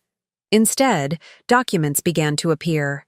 Internal emails, board, meeting minutes, financial records, all revealing the true nature of their preservation efforts. "Ladies and gentlemen," I said, my voice carrying across the now silent room, "I believe it's time for a different kind of announcement. One about how this foundation has betrayed its mission, its communities, and every principle of historic preservation it claims to uphold." Douglas lunged for his phone, but it was too late. Sarah's social media campaign had already launched. Outside, news vans were going live. Every major network, every local station, all broadcasting simultaneously. "For years," I continued, as more documents appeared on the screens, "this foundation has used its position to force property sales, manipulate zoning laws, and destroy historic communities for profit. My own home was meant to be their crowning achievement, proof that no property was beyond their reach, no historic designation safe from their influence." "Security!" Douglas barked, but Margaret's carefully placed allies blocked the doors. The FBI agents who had been posing as waiters now revealed their badges. "But it wasn't just about my house," I went on, my voice steady. "It was about every family who's been pressured to sell, every community that's been torn apart, every piece of history that's been erased for profit." The screens now showed a map of the New England coast, red pins marking every property the Foundation had targeted. As we watched, blue pins began appearing, properties already lost, communities already destroyed. "Mrs. Mitchell," a board member stepped forward, his face ashen, "these are very serious accusations." "They're not accusations," Lisa interrupted smoothly, joining me at the front of the room. "They're documented facts, facts that federal prosecutors are very interested in." As if on cue, more FBI agents entered the ballroom. Outside, we could hear the commotion as news crews pushed past security, cameras rolling. "Did you really think no one would notice?" I asked, addressing the board members directly. "Did you think you could hide behind preservation laws while systematically destroying the very things those laws were meant to protect?" The screens now showed faces, families who had lost their homes, community leaders who had been threatened, honest officials who had been pushed out when they refused to cooperate. "Catherine," Douglas tried one last time, his voice desperate, "think about what you're doing. The Foundation's reputation?" "The Foundation's reputation?" I laughed. "You mean the reputation you've used as a weapon? The one you hide behind while destroying communities?" Emma appeared at my side, tablet in hand. "It's gone viral, Mom.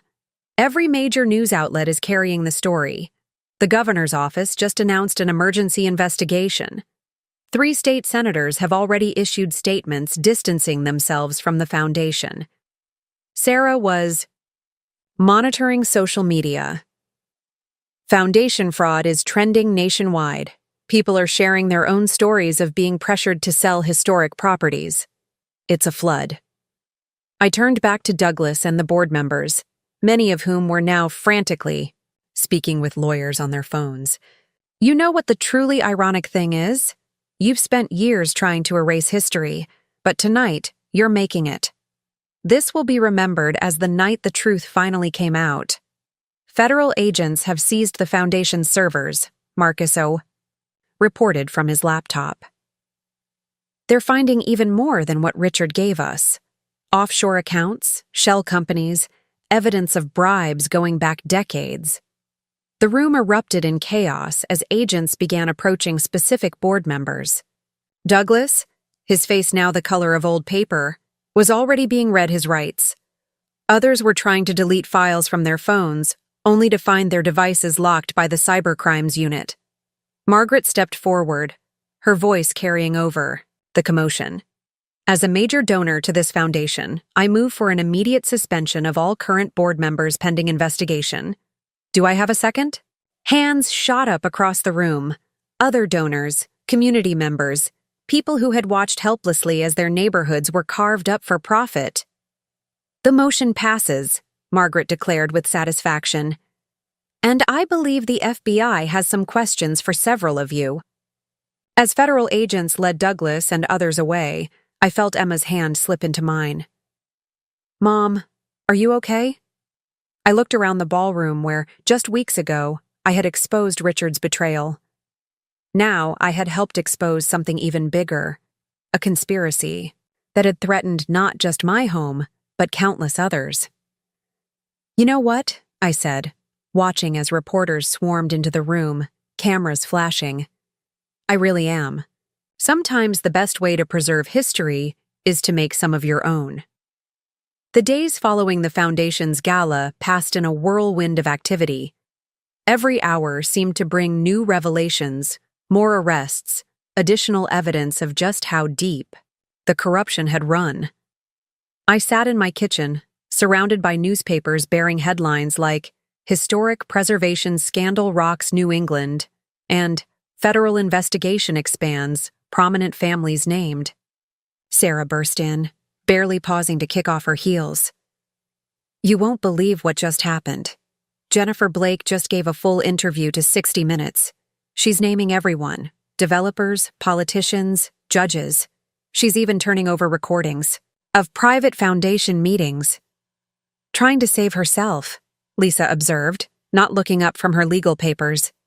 But it might be too late. The FBI found evidence linking her to similar schemes in 3 other states. My phone buzzed. Emma sending updates from Boston. Dad's lawyer called again. Prosecutors are offering him a deal in exchange for testimony against the Foundation's board members. James's father wants to interview him for the paper. I thought about Richard sitting in his cell, watching as the corrupt system he'd been part of crumbled around him.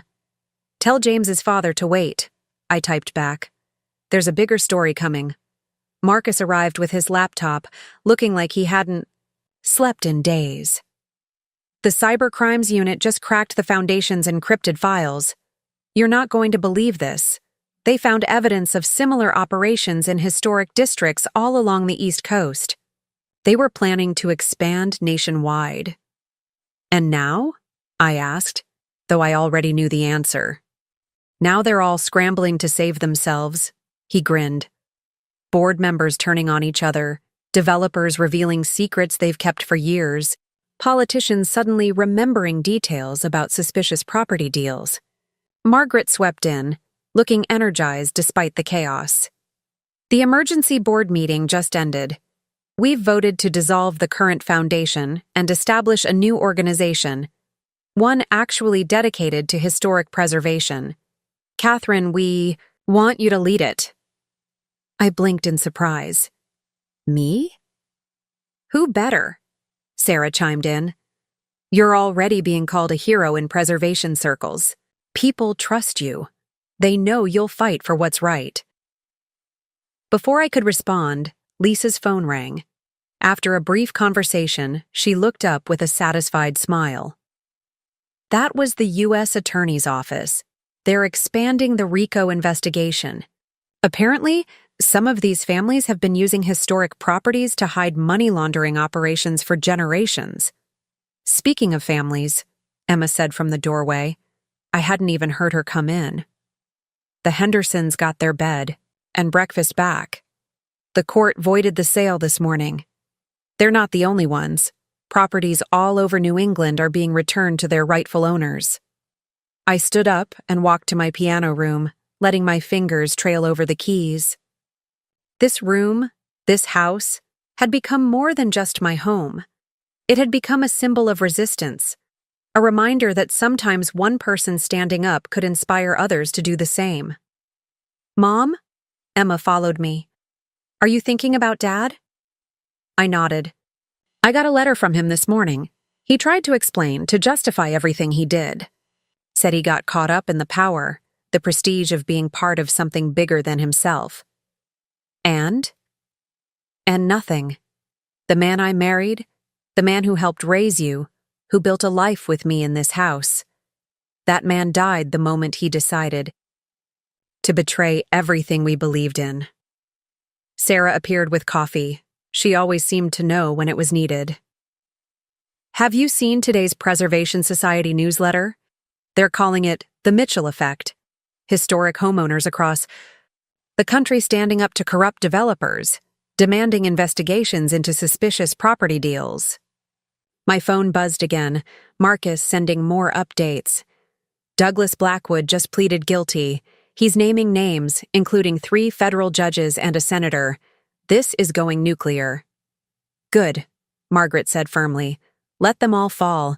They've spent years profiting from destroying our heritage. It's time they face the consequences. Lisa joined us, legal papers still in hand. The class action lawsuit is growing. Over 200 families have joined so far, all with similar stories about being pressured to sell historic properties. The damages could run into billions. I looked around at my unlikely team of allies, now friends, who had helped expose a conspiracy that had threatened not just my home, but countless others. Sarah with her social media expertise, Marcus with his technical skills, Lisa with her legal knowledge, Margaret with her society connections, and Emma, my brave daughter who had turned her ruined wedding day into the catalyst for change. So what now? Emma asked, echoing my thoughts. I smiled, thinking of all the work ahead, rebuilding the foundation, helping other families recover their homes, ensuring this kind of corruption could never happen again.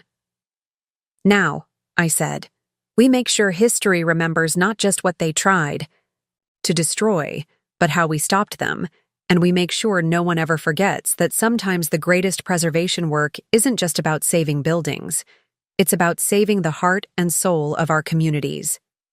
1 year later, the morning sun streamed through the stained glass windows of my piano room, casting familiar rainbow patterns across the floor. I sat at my beloved grand piano, watching as my newest student, 7-year-old Lucy Henderson, carefully picked out her scales. Her grandmother, now securely back in possession of their historic bed and breakfast, had insisted on lessons. "Very good, Lucy," I praised as she finished. "You're making excellent progress." As Lucy packed up her music sheets, my phone buzzed with a news alert.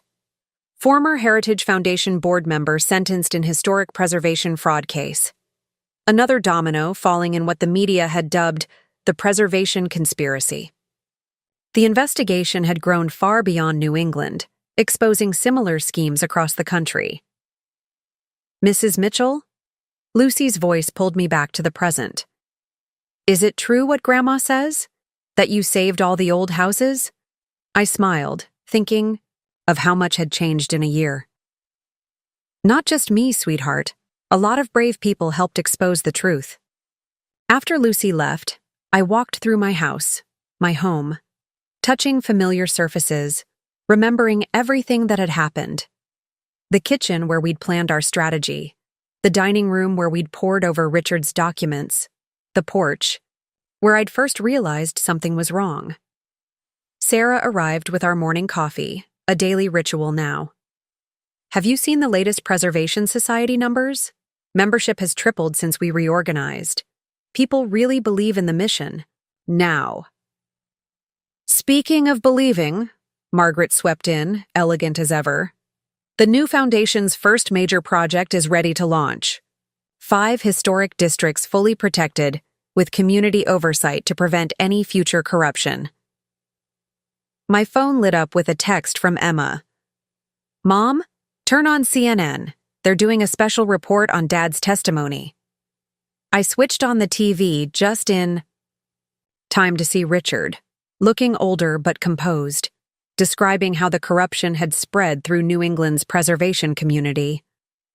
He was serving his sentence at a minimum security facility, his cooperation having earned him some leniency.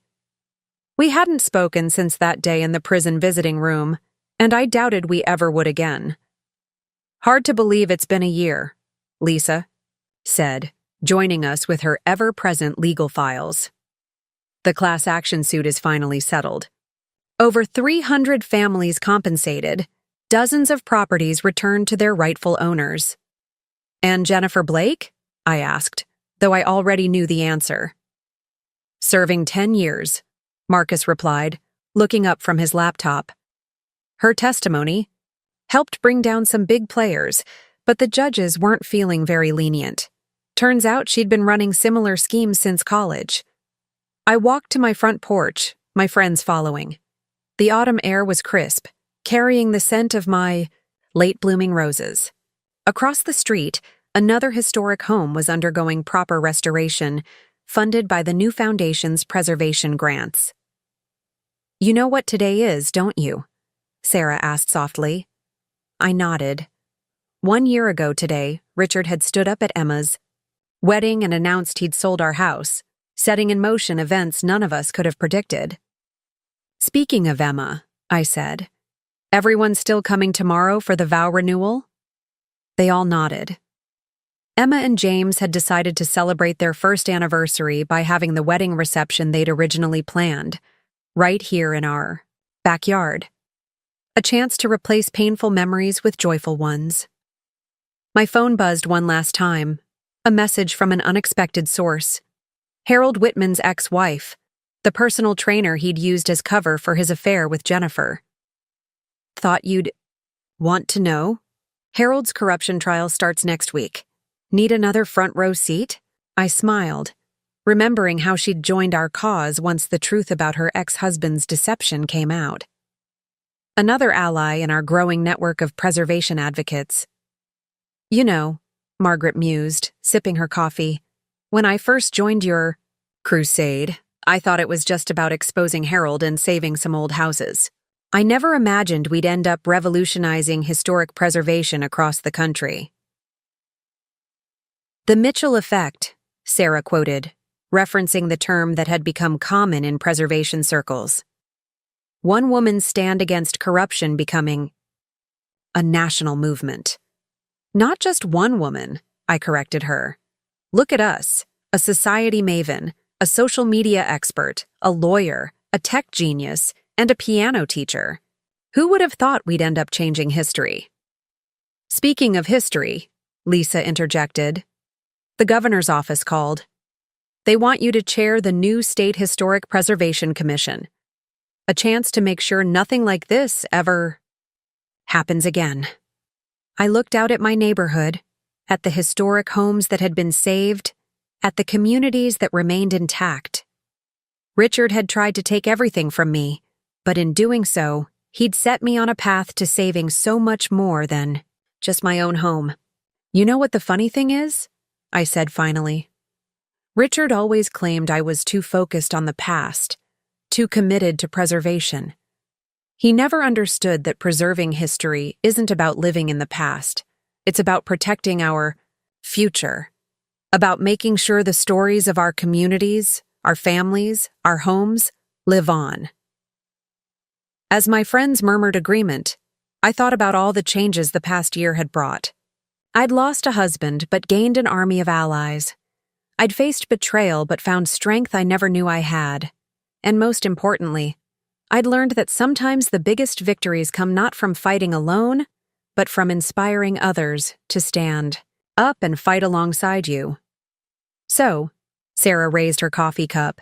Here's to the future of preservation.